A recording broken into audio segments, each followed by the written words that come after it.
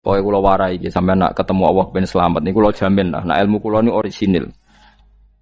Allah niku gak ada adat, gak ada sunnah lah dalam bahasa Quran. Perkara iku ana alamate. Dadi misale ana mendung alamate napa udan. Terus Allah niku nggih damel sistem.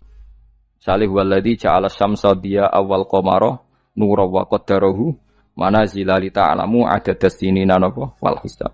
Sehingga di sistem itu kita tahu musim hujan itu misalnya musim ini. Kalau musim kemarau ini posisi bintang pas di sini. Sehingga wong Jawa sing goblok lah roh iki musim hujan iki musim kemarau. Kalau ahli hisab, ahli astronomi ngerti kalau matahari di sini berarti musim ini, kalau matahari di sini musim ini. Begitu juga musim panas, musim gugur macam-macam. Itu kita tahu itu sunnahnya Allah dan itu yang bikin Allah, kita tahu. Tapi sekali ada hujan kok kamu bilang begini. Wajar udan deres wong rendeng. Itu Allah tersinggung. Karena kamu nganggep udan itu jasane rendeng, ora jasane pangeran. Gak repot ngadepi pangeran. Ya memang begitu. Karena inginnya Allah manusia itu punya dua kecerdasan. Kecerdasan yang diciptakan nubuwah yaitu akidah dan kecerdasan yang diciptakan sains yaitu pengetahuan. Di kula terangno nggih cara mazhab Abu Hanifah, banyu iku ora iso najis. Wes pokoke banyu ku nyucekno, dadi ora iso napa? Najis. Tapi kalau dalam mazhab Syafi'i itu air yang tidak sampai 2 kolah. 2 kolah niku ukuran 1/4 itu sekira-kira 1 meter persegi. Berarti kiri kanan atas bawah niku napa? 1 meter niku pun 2 napa? Kolah. Niku nak cari Imam Syafi'i jika air sebelum 2 kolah itu kena najis sedikit rubah atau tidak rubah najis, nggih. Tapi kalau terlalu banyak meskipun kena macam-macam tidak nopo, tidak najis. Terus ila mata ghayyara kecuali yang rubah. Di misalnya ada limbah, ada kubangan besar gitu yang beribu-ribu liter, tapi kok warnanya sudah warna coklat, ya kayak tinja macam-macam itu dihukumi nopo najis. Tapi wis macam-macam malah mazhab dalam air. Tapi saya pastikan itu mazhab ulama. Saya pastikan itu mazhab ulama. Kalau teks hadisnya begini nih, monggo nak jenengan ape latihan ijtihad, kok menyesatkan ya ora apa-apa, sementing ini latihan. Jadi di Madinah, ini hadis di Musnad Ahmad. Di Madinah itu ada sumur, bukan sungai loh. Saya ulang lagi sumur, bukan sungai. Kalau sungai itu konotasinya kan luas, panjang, mengalir. Ini sumur, bener-bener apa? Sumur. Sumur, ya gedene sumur enggak sepiro. Nabi itu wudu di situ terus diingatkan ya Rasulullah itu sumur dulu zaman sebelum engkau datang sebelum ada Islam di sini dipakai pembuangan jifah batang anjing dan nyuwun sewu kotoran orang haid ya kotoran orang haid. Terus saat itu Nabi ngendikan alma tahurun la yunajjisuhu syai'un, kata Nabi yang namanya air itu menyucikan tidak pernah bisa kena najisnya. Alma tahurun la yunajjisuhu nawa syai'un. Terus Nabi wudu. Ya sudah begitu. Ya sudah begitu sampe rasa bojiro-jirono. Alhamdulillah hadise ngono. Ya kan ya, paham kan ya? Nah. Mane nek sampean ditangkleti. Kulon sering ditanya sama orang-orang Jakarta, "Gus, saya ini punya air langganan PDAM, itu dikelola dari sungai ini. Padahal sungai ini mulai tinja sampai sapi tank macam-macam ya ke situ semua, Gus. Terus gak baunya karena kaporit. Itu gimana itu, Gus? Suci ndak itu?" Terus saya tanya, "Lah kamu pakai ndak?" "Ya sudah pakai, tapi tetap tanya hukumnya." Itu kan seperti yang di Jakarta itu kan misalnya yang diolah itu kan sungai macam-macam tuh, Gus. Lah itu yang limbah keluarga ya kalau untuk nyuci piring enggak apa-apa. Sapi tang macam-macam kan ke situ juga. Ya kan ya, cara kok ijtihad ya. Karena kalau menurut Syafi'i 2 kolah pun tidak ada pengaruhnya kalau terlalu banyak apa? Bahan yang apa? Najis, yang limbah itu yang najis. Ya jelas najis ya. Kalau teletong sapi kan ijek ono intikal madhab, rausul makul tohir. Kotoran hewan suci itu suci, masih banyak mazhab yang mengatakan bahwa kotoran barang suci itu suci, masih bisa intikal. Kalau kotoran manusia itu lebih kriminal, enggak ada mazhabnya itu. Jadi kotorane wedhus iku ana ulama sing darani suci, tapi nek kotorane ruhin gak ono. Nah, itu kan repot. Makanya kata sebagian ahli hadis, sebaiknya hadis itu tidak usah diijtihadi, pokoknya Nabi ngendikan begitu gitu. Ya sudah orang terus ya sudah begitu. Paham gitu terus. Seperti di sini misalnya yang di sini Gajah Wong itu kan atasannya sana mulai kali Code kan wong macam-macam. Mulai wong buang kotor air besar, air kecil kan lewat semua. Macam-macam.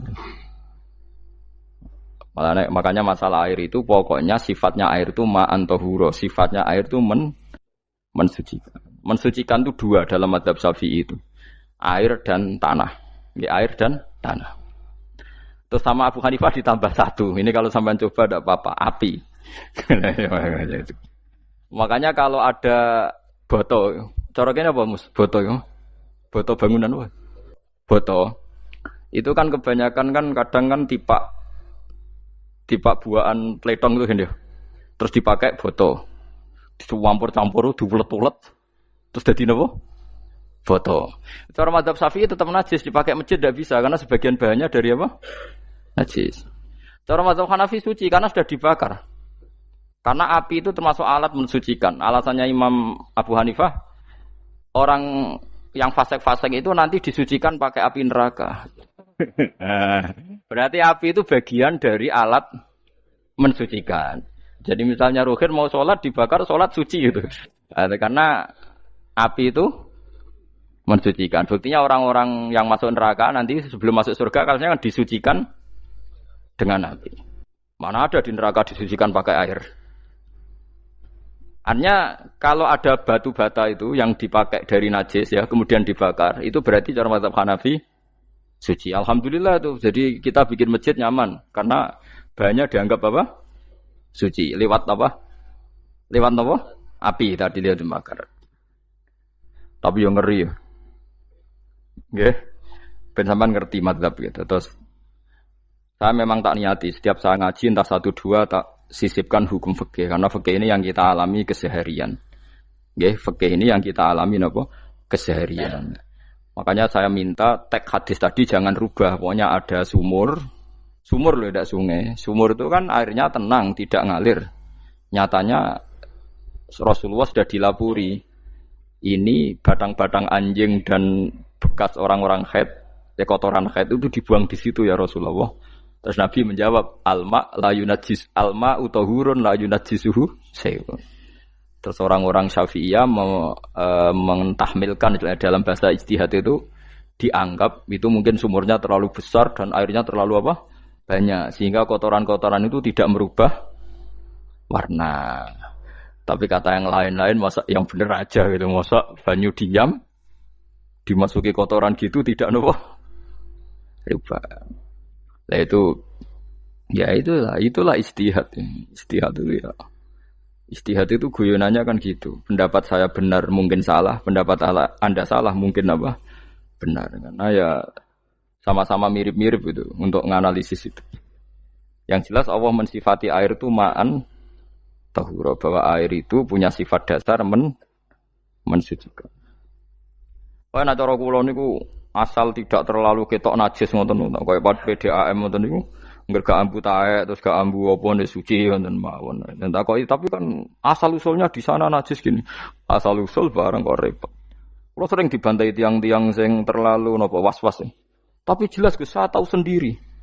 Sapi teng itu ngalir ke sungai gini-gini saya tahu sendiri. Tak jawab, saya juga tahu sendiri dari langit itu langsung air turun.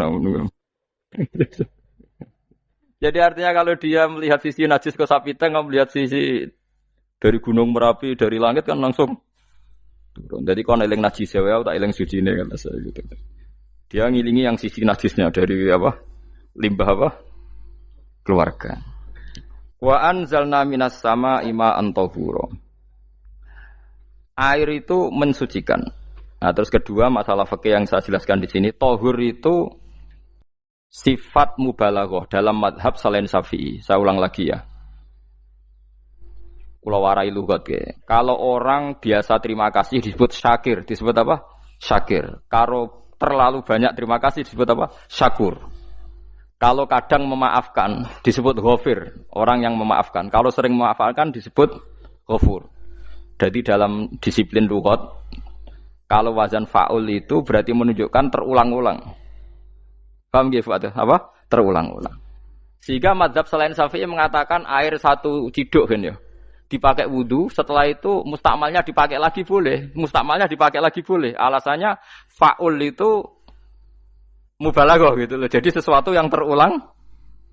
Paham ya? Saya ulang lagi ya. Tohur itu kan wazannya fa'ulan. Tohuran berarti wazannya fa'ulan. Fa'ulan itu berarti ikut wazan mubalaghah.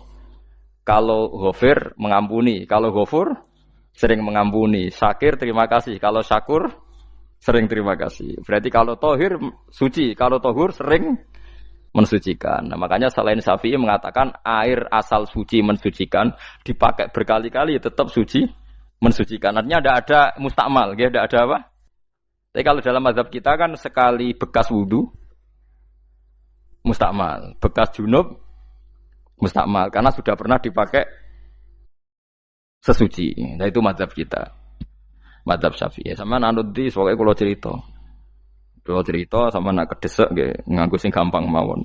Jadi gampang kan. Ya masuk akal karena memang wazan faulan itu untuk tadi untuk litakrir tadi untuk mengulang kayak ghafir nyepuro ghafurun sering nyepuro. Paham ya? Makanya orang itu kalau zalim itu ya zalim. Kalau zalum banget zalime. Makanya disebut Quran wa kanal insanu zaluman jahula. Zalim itu zalim biasa, zaluman banget zalime. Jahil itu goblok biasa, jahulan banget gobloke. Berarti kalau tohuron banget nyuciin berarti diulang-ulang. Makanya mazhab lain mengatakan air itu tidak ada mustakmal. Dan saya kadang ya intikal mazhab begitu. Nah intikal gimana? Coba kalau di hotel itu mustakmal. Hotel itu kan kotaannya cilik toh kan. Tahu nginep hotel mari rohen. Kotaannya cilik. Terus kalau kita misalnya junub atau apa pakai ciduk itu kan tetap nyiprat Tomus. Nyiprat kena banyu di kotak yang cilik. Jadi kalau gak intikal mazhab pusing kan kita. Iya kan? Terus kemudian intikal lah suci guys. Takoki pangeran, kok mbok bolak-balik intikal mazhab Gusti. Jare sapa jare Gus Pak ngono takoki. Lah kowe muni kowe kok takoki malah pusing. Kayak Mbah Khalil Bangkalan itu. Kalau nalkin mayit itu masyhur Mbah Khalil Bangkalan. Tidak nalkin mayit itu. Yo kan yo, aku sibuk urusanku akeh. Takoki malaikat ngenteni Mbah Khalil. Tinggal mire. Sing ngono tok. Nalkin meneh. Yo jiyo, soe nak takoki malaikat marbuka manabiuka ngenteni ketuane. Maksudnya ngenteni dekne. Ya sudah ditinggalin. Ya orang ditakoki wong dekne orang kabudut. Pokoke diwarai kabeh.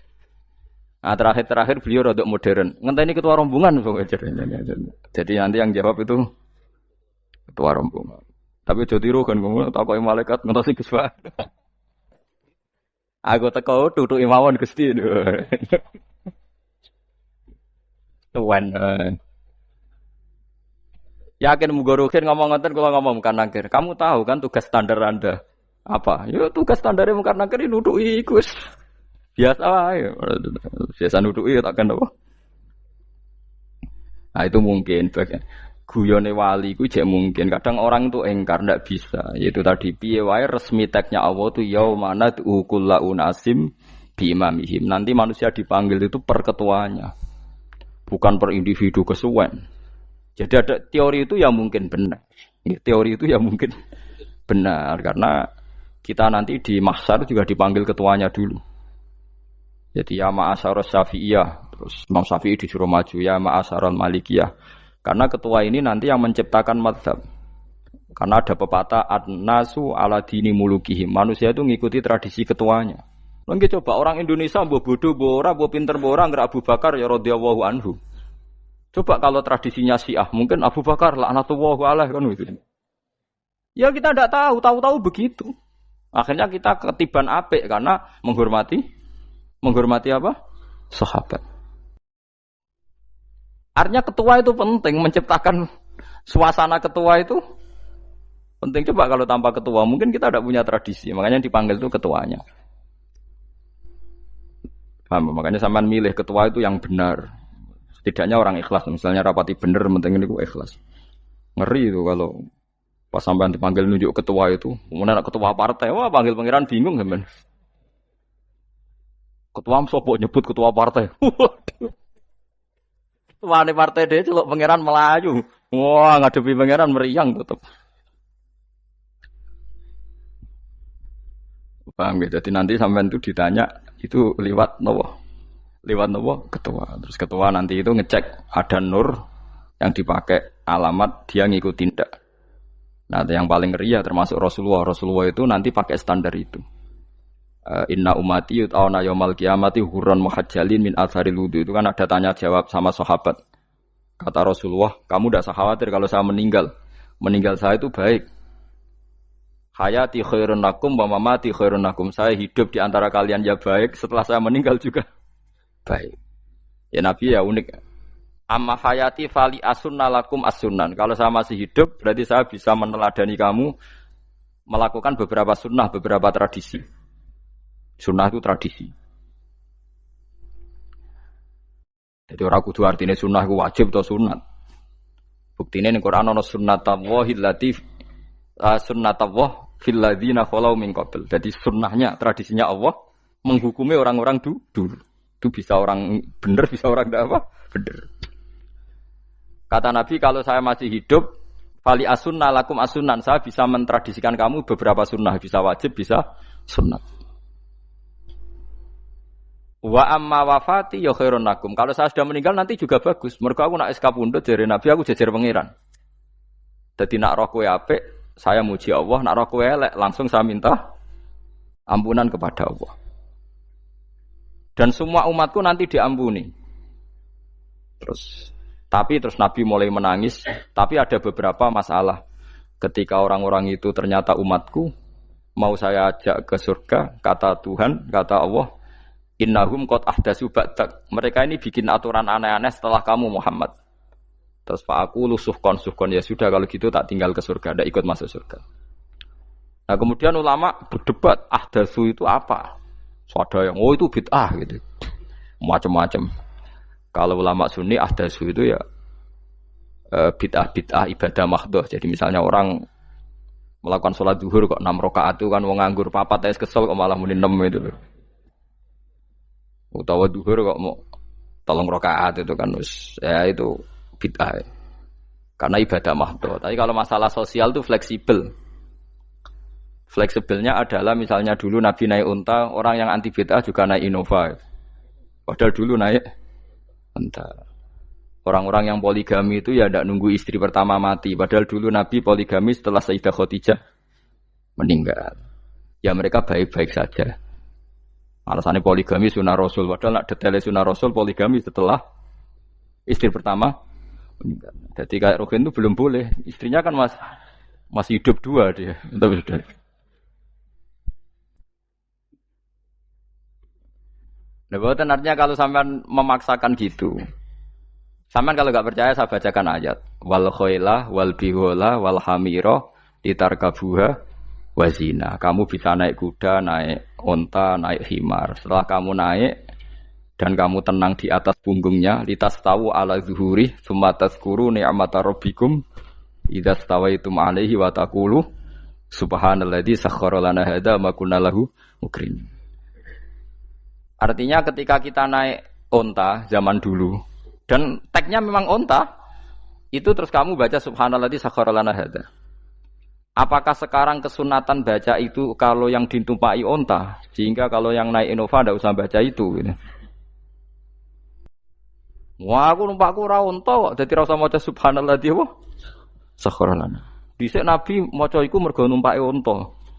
Ya ngajak goblok bareng to, mosok umat tepuk kanthi begitu itu. Makanya sensitif, bakas bid'ah ndak itu sensitif, tidak usah dibahas, biasa saja. Nek senak ra cocok ya diem aja. Sudah, sebenarnya ra cocok kalau sampai ngelakoni tapi tidak usah komentar karena jelimet. Saya pernah ditelepon orang, dimaki-maki. Orang Sidoarjo. Padahal wong Jawa Timur, ya aneh. Kan ada orang matur Rasulullah namanya Abdullah bin Amr. Ya Rasulullah, saya ini kuat puasa terus. Kata Nabi jangan, puasa 1 bulan 3 hari saja itu sama dengan 1 bulan penuh karena satu puasa sama dengan 10. Masih balelo terus termasuk menyangkut Quran. Ya Rasulullah, saya ini tiap hari khatam Quran, jangan 1 bulan sekali saja baru khatam. Enggak ya Rasulullah, saya ini ingin sering khataman. Ya sudah kalau gitu seminggu sekali sab'a layal. Saya lebih kuat ya Rasulullah, 3 hari. 3 hari saja khatam sekali. Iqra'hu fi salasin kata Nabi. Ya Rasulullah, saya lebih kuat ketimbang itu. Tidak ada yang lebih baik ketimbang itu kata Nabi. Kemudian orang itu anti semaan karena semaan itu kan 1 hari khatam. Paham ya? Maksudnya hadis tadi yang di Bukhari dipakai dalil anti apa? Semaan. Karena semaan itu 1 hari apa? Lewat telepon. Pertama lewat santri saya, terus lama-lama lewat telepon. Saya tanya, kamu bacanya hadis kira-kira sama saya banyak mana? Kayaknya banyak jenengan. Terus saya tanya, betul Nabi menyuruh khatam tiap 3 hari? Ya. Betul Nabi nyuruh khatam tiap 1 bulan? Ya. Ya sudah lakukan saja. Anda sering enggak khataman tiap 3 hari? Tidak pernah, setahun aja tidak mesti. Lah iya kalau Nabi melarang baca Quran tiap hari kamu setuju, tapi Nabi nyuruh tiap hari khatam kamu tidak setuju. Enggak apa-apa, kamu anti semaan enggak apa-apa, tapi lakukan perintah Nabi tiap 3 hari khatam. Menang deh. Lah itu maksud saya. Anda tidak apa-apa milah-milah bid'ah sesuai versi Anda, pemahaman Anda, tapi yang fair. Kalau Anda anti semaan ya harus tiap 3 hari khatam karena dawuh Nabi iqra'hu fi kulli salasin. Tidak juga kan mereka juga orang yang enggak jarang baca. Jarang baca apa? Lah itu enggak fairnya di situ. Makanya dia biasa mawon. Cuman semaan apal Quran wis semaan. Nah apal Quran ya wiridan, malah lucu to apal Quran kok semaan. Ya yes, ngono ae rapal ya nyemak kan, kok kesel dimulai. Jadi bang nyemak sampai gremeng. Bariku mangan entek akeh kan malah lucu. Wong nyemak yo udah kurang ajar. Jajal kok nyemak kifa delok ngarep mbek guri tok, gres kebar ya wis. Aku seru kelakuane wong nyemak. Kan dekne rapal kan yo. Biasane nyegat guri to. Oh, agar gurine kembar pojok. Wis. Kok agar gurine pojok kembar. Ya sing semaan akhire pinter sing maca kembar gurine. Paham gitu terus pau gitu tohuron gitu tak latih memahami Quran secara luwat. Quran bagaimanapun bilisanin arabiyyin mubin. Ada ulama yang berpendapat tohir itu dimubalaghahkan tohur seperti ghafir, ghafur, syakir, syakur. Sebab itu menurut mazhab ini tidak ada air apa musta'mal. Tapi kita biasa mazhab Syafi'iyah apa? Ada apa? Ada musta'mal. Itu masalah-masalah ijtihadiyah, ini masalah-masalah ijtihadiyah. Kalau masalah ijtihadiyah tadi pendapat saya benar mungkin salah, pendapat Anda salah tapi ya mungkin benar itu. Wa anzalna minas sama ma'an tahura mutahhiron tegese banyu iku sing nyucekno. Linuhya supaya maringi urip ingsun. Bihi sebab anane banyu baldatan ing daerah maitan kang mati. Jadi istilah resmine pangeran yo aku nak nguripno bumi iku yo nganggo lantaran banyu. Dadi aja mbok soal pangeran kok butuh lantaran. Waduh repot. Mung Qur'ane pangeran dhewe mistilahno aku nak nguripno bumi lewat lantaran banyu. Ya rasa mbok jurok-jurokno. Pangeran kok butuh lantaran. Ndak usah lantaran lah ya iso, tapi nek Allah nganggo lantaran ya oleh, ya aja terus Allah kok nganggo wasilah. Wah ya malah kacau. Ora usah ngono-ngono, ora usah mikir. Pokoke Qur'an diwaca ora usah dipikir, pun iman nonton mawon kok repot. Iman kok napa? Kok repot. Linuh ya supaya ngurip-ngurip sapa ingsun bi sebab banyu. Baldatan ing negara atau daerah maitan kang mati. Jadi sampean jangan mengatakan kalau Allah untuk menghidupkan bumi butuh air ya keliru. Allah itu tidak butuh apa-apa. Nggih, Allah itu tidak butuh apa-apa. Tapi kalau Allah punya sunnah, punya adat menghidupkan bumi itu pakai air, ya Allah jangan kamu atur. Kira pangeran kok ngatur. Itu kan ada cerita di kitab-kitab itu termasuk di Ihya itu. Nabi Musa itu sok dekat Allah. Jadi enggak mau mimik obat. Membuktikan bahwa Allah itu tidak butuh wasilah. Aqaqir itu maknanya obat-obatan yang dari herbal itu bahasa Arabnya apa? Al-aqaqir. Dia setiap konsultasi sama dokter disuruh minum herbal itu. Enggak mau dia. Enggak, saya akan disembuhkan Allah langsung, enggak usah lewat obat apa herbal katanya. Tiap dokter ditanya jawabannya sama. Oh, dokter goblok. Kamu belum tahu ya kalau Allah itu tidak butuh wasilah. Malah marah-marah dia tuh. Akhirnya dia konsultasi langsung ke Tuhan. Apa betul ya Allah saya butuh minum akokir? Terus, lah kata dokter gimana? Karena herbal itu fungsinya gini-gini. Terus, saya Musa, sing gawe fungsi herbal ngono iku sapa? Nggih jenengan. Lah yo aku gawe fungsine ngono kowe ngombe kok ora gelem. Sing gawe iku ya aku. Jadi sing gawe bodrek ku nak kowe ngelu, bodrek mandi sing gawe ku ya pangeran, rumangsamu sapa? Sing gawe ruhe nak bar kelon lega ya pangeran. Mangsamu sapa? Omane bojone ayu kan. Ah, sing wis pangeran ora usah aku isin gengsi, ora usah ngono. Kalau muni elek dibanding bojone ning swarga, nek ning dunya ya ayu, nguruhin ya diselera kok udarane. Paham gitu terus itu masalah yang enggak akan selesai ila yaumil qiyamah. Jadi ada cara pandang langsung Allah itu ya bisa. Tapi misalnya ada sunnatullah ya jangan kamu tentang. Termasuk Nabi Musa akhirnya Nabi Musa mau minum. Setelah minum sembuh. Terus ketika sembuh diberitahu Allah, memangnya kenapa kalau minum obat itu? Obat itu ada khasiatnya yang bikin juga Allah.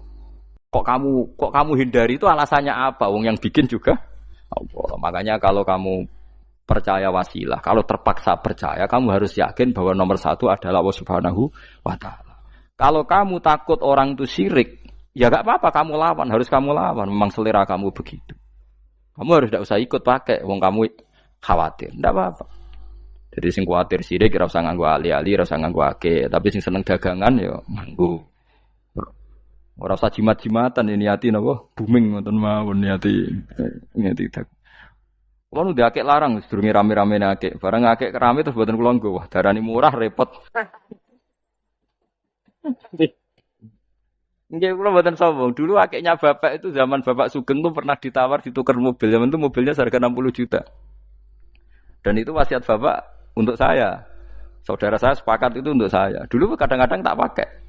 Setelah akeh booming terus dikira ini yang gelondongan berapa kilo. 25.000 muruah camah cara Jawa camah tidak pernah tak pakai. Saya yakin ikut turun itu aki-aki yang mahal itu karena dikira yang produk ya yang masal itu yang itu. Paham gitu terus sampean biar tahu duduk perkara ini. Jadi tohur ya tohuron itu sifat mubalaghah. Tapi kalau dalam madzhab Syafi'i tohur itu ismul alat. Jadi tidak maknanya mengulang-ulang sehingga Imam Syafi'i tidak membolehkan wudu pakai air apa? Mustamal.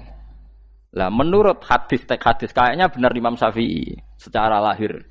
Karena Nabi ngendikan sisa air wudu itu membawa dosa Anda. Kata Nabi, jika seseorang wudu maka kotorannya keluar dari ajfan, dari pelapuk mata, dari apa sampai keluar dari mimbaini adzofiri, sampai keluar dari bawah-bawah apa?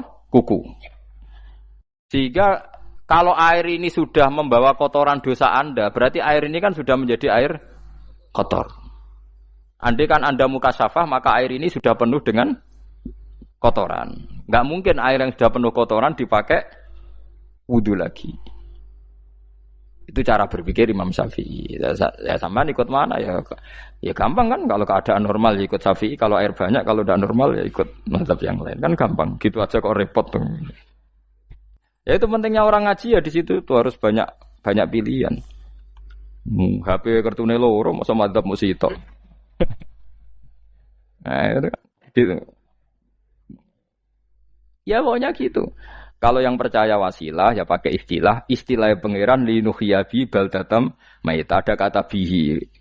Allah menghidupkan bumi itu dengan pelantaraan air, padahal Allah tidak butuh perantaraan. Tapi yang anti ya enggak apa-apa. Memang yang percaya wasilah itu ya bahaya juga. Ya yes, pokoknya yes.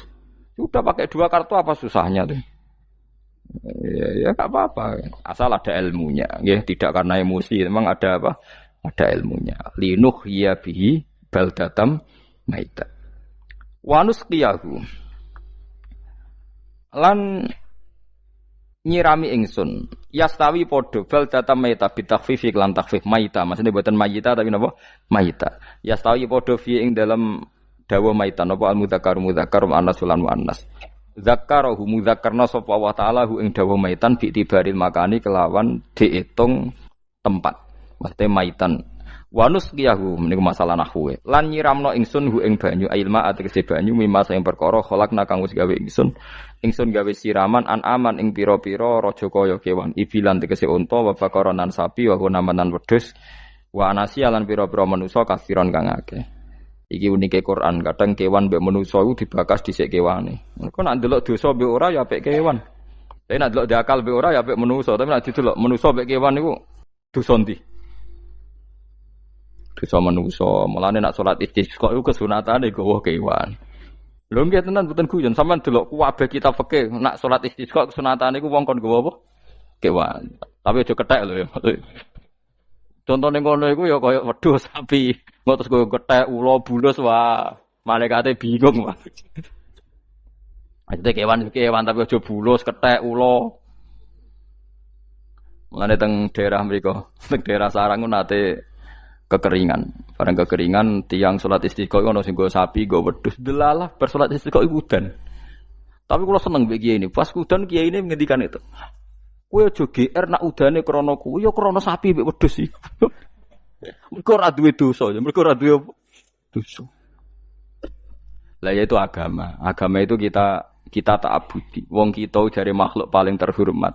Tapi nyatane nak istisqa butuh bantuan kewan. Itu kesunatan istisqa ngoten to. Tem mriki ngoten mboten. Do nuntun wedhus to. Napa? Mboten sing tek teng kitab-kitab Pak Sami to. Kan go kewan kan? Ya, tapi ya soal kewan kok iso mbayakno. Wah, lah nek wong pasar ngasem mbok gowo mulai ular kobra macam-macam memang. Malah repot. Ndak ini menunjukkan nggih karena manusia iku akeh dosane. Mulane jemben teng ora-ora mahsar iku manusa ora kepengin apa kewan ora kepengin dadi manusa tapi manusa kepengin dadi kewan. Makanya nanti ketika ngadepi hisab gak kuat wa yaqulul kafiru ya alaytani kuntu napa turaba. Maksudnya kuntu turaba ya Allah saya jadikan kewan sing di akhir segalanya didhawuhi Allah kuni turaban. Kamu sekarang cukup jadi turab. Intine manusa sampeyan teng ora-ora masar bayangno kaya kewan sing akhir hayate mau didadekno napa lemah. Nah, kadang-kadang manusa itu dalam siklus ini apik kewan malah didhisikno mimma khalaqna napa aman riyen ya. Kalau dilihat dari dosa ndaknya, kalau dilihat dari manusia makhluk terhormat macam-macam ya apik manusa. Wa anasiya lan pira-pira manusa kasiron kang akeh. Jamu insan ente lafat anasi jamu lafat insan. Wa suhute asline lafat insan iku anasinu. Fa udilat moko digenti apa anunun digenti ya aning ya. Wa timat lan dene sopno fiha ing dalem ya apa ing dalem ya apa al ya ya. Maksudnya ya sing sangka nun diidghamno be ya asli. Au jamu insin di jamu lafat insin. Walaqad tasarrafna lan teman-teman molak-malik ingsun to mutar-muter ingsun. Hu ing ma'il ma'atik sebanyo bainahum antarane wong akeh liat zakaru wa gelem eling sapa ngakeh. Asluhu ya tadzakaru. Niki kok usum nahwu le utimat gamna apa ata fi dzalik ing dalam dal wa fi qiraatin liat kuru bi sukuni dzal wa dhammil kaf. Liat kuru nikmat Allah ing nikmate Allah taala bihi klan ma fa aba mongko moh sapa aksarun nasi sapa akeh manusa moh ila kufuron kecuali mungkiri ning nikmat juhudan tegese mungkiri ning nikmat ngingkari len nikmati maring nikmat khaisu qalu sekirane ngucap sapa ngakeh mutirna bina ikada mutirna den kei udan kita bina ikada sebab posisi perbintangan iki supaya kula warai iki sampeyan nak ketemu Allah ben selamat niku kula jamin lah nak ilmu kula ni orisinil Allah niku gada adat gada sunnah lah dalam bahasa Quran ini. Perkara iku ana alamate. Dadi misale ana mendung alamate napa udan. Terus Allah niku nggih damel sistem. Misale huwallazi ja'ala syamsa diya awal qamara nura wa qaddarahu manazila li ta'lamu adadas sinina napa wal hisab. Sehingga di sistem itu kita tahu musim hujan itu misalnya musim ini. Kalau musim kemarau ini posisi bintang pas di sini. Sehingga wong Jawa sing goblok lah roh iki musim hujan iki musim kemarau. Kalau ahli hisab, ahli astronomi ngerti kalau matahari di sini berarti musim ini, kalau matahari di sini musim ini. Begitu juga musim panas, musim gugur macam-macam. Itu kita tahu, itu sunnahnya Allah dan itu yang bikin Allah, kita tahu. Tapi sekali ada hujan kok kamu bilang begini, wajar udan deres wong rendeng. Itu Allah tersinggung karena kamu nganggep udan itu jasane rendeng, ora jasane pangeran. Gak repot ngadepi pangeran. Ya memang begitu. Karena inginnya Allah manusia itu punya dua kecerdasan. Kecerdasan yang diciptakan nubuwah yaitu akidah dan kecerdasan yang diciptakan sains yaitu pengetahuan. Itu inginnya Allah. Jika menyangkut hisab dan ru'yah yang diperdebatkan oleh Muhammadiyah itu sebetulnya juga masalah sepele. Masalah sepele itu begini. Siapa sih yang mungkiri hisab? Wong hisab itu ya nasib pangeran li ta'lamu adadas sinina wal hisab. Siapa sih yang mungkiri ru'yah? Wong ru'yah itu hadis sahih. Yasumu li ru'yati wa aftiru li ru'yati. Fa in humma 'alaikum fa akmilu iddata sa'ban salasina yauman. Jika kamu ragu ya ikmal. Ikmal itu menjadi 30 hari. Sekarang sampean saya tanya, ikmal 30 hari itu dari hisab apa ru'yah? Hisab kan namanya ikmal itu pakai saiki wis 29, nak kepen ikmal 30. Lho ikmal itu ru'yah ta hisab? Hisab. Jadi apa susahnya sih pakai dua ilmu itu? Tapi sekarang jadi politik identitas. Pokoknya kalau ru'yah itu NU, kalau hisab itu Muhammadiyah. Terus dijak goblok bareng kan kita. Mulanya susah jadi ulama itu. Mereka dijak goblok nih. Ya sama seperti kunut tidak kunut. Saya Muhammadiyah itu lahir tahun 1912, NU 1926. Orang tahu semua sebelum itu zaman Madzhabul Arba'ah Abu Hanifah itu tidak kunut. Imam Syafi'i kunut. Terus kamu bilang Syafi'i NU Abu Hanifah Muhammadiyah. Memangnya Imam Syafi'i tahu Rois Am? Jadi kita yang ulama itu biasa saja karena melihat Imam Syafi'i itu kunut, Abu Hanifah tidak kunut. Tahu-tahu sekarang jadi politik identitas kalau kunut itu NU tidak kunut Muhammadiyah. Memangnya Imam Syafi'i tahu dadi Rois Am ning PBNU sing liwat ahwa kan mboten ate. Jadi kalau ulama itu lebih sederhana cara berpikir. Ya sudah, hisab itu ya ilmunya Allah, ruya ya ilmunya Allah. Jadi misalnya dagang dihitung, kalau dihitung itu rasional berarti sain. Kalau tidak dihitung kok berarti jenenge kejutan ya enggak kita pernah ngalami semua. Kita pernah ngalami dua-duanya kan. Dihitung ya pernah laba, kejutan ya pernah. Musim sulit dagang rugi ya biasa, kecengklok rugi kebodhon biasa sama pernah anggap aja kalau rutin namanya sains sesuai hitungan pengetahuan. Kalau model ngono kejutannya selesai kan. Kok dibenturkan? Kejutan sama rutin itu absolut mana? Akurat mana? Ya ngajak goblok bareng. Paham ki biasa mawon wong sing seneng ilmu tuh ben biasa roh iku roh dojo ben. Ya ben biasa. Nah sekarang itu usum, anti ilmu itu usum. Yang usum sekarang itu politik nopo identitas. Kalau batik wong Yogyo, wah batik nasional berarti orang batik wong Indonesia, anak batik ra wong Indonesia. Jadi batik nopo pakaian nopo nasional. Ya wong golek hadis nganti ngelu kesunatan ibadah nggo klambi putih. Ora ana kesunatan ibadah nggo klambi nopo? Batik. Tapi nak kowe wong alim ben diarani klambi putih gak wajib, kudu kadang-kadang nganggo batik, nggo nunjukno nak nganggo putih iku. Saya tuh seingat saya belum pernah ngaji gak pakai baju putih. Karena pikiranku sering ditanya, Gus kowe wong alim ra tau joban. Nak joban koyo wong Arab.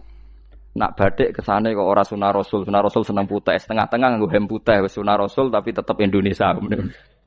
Wis tak pikir wonten. Lah kan ra mikir nganggo batik.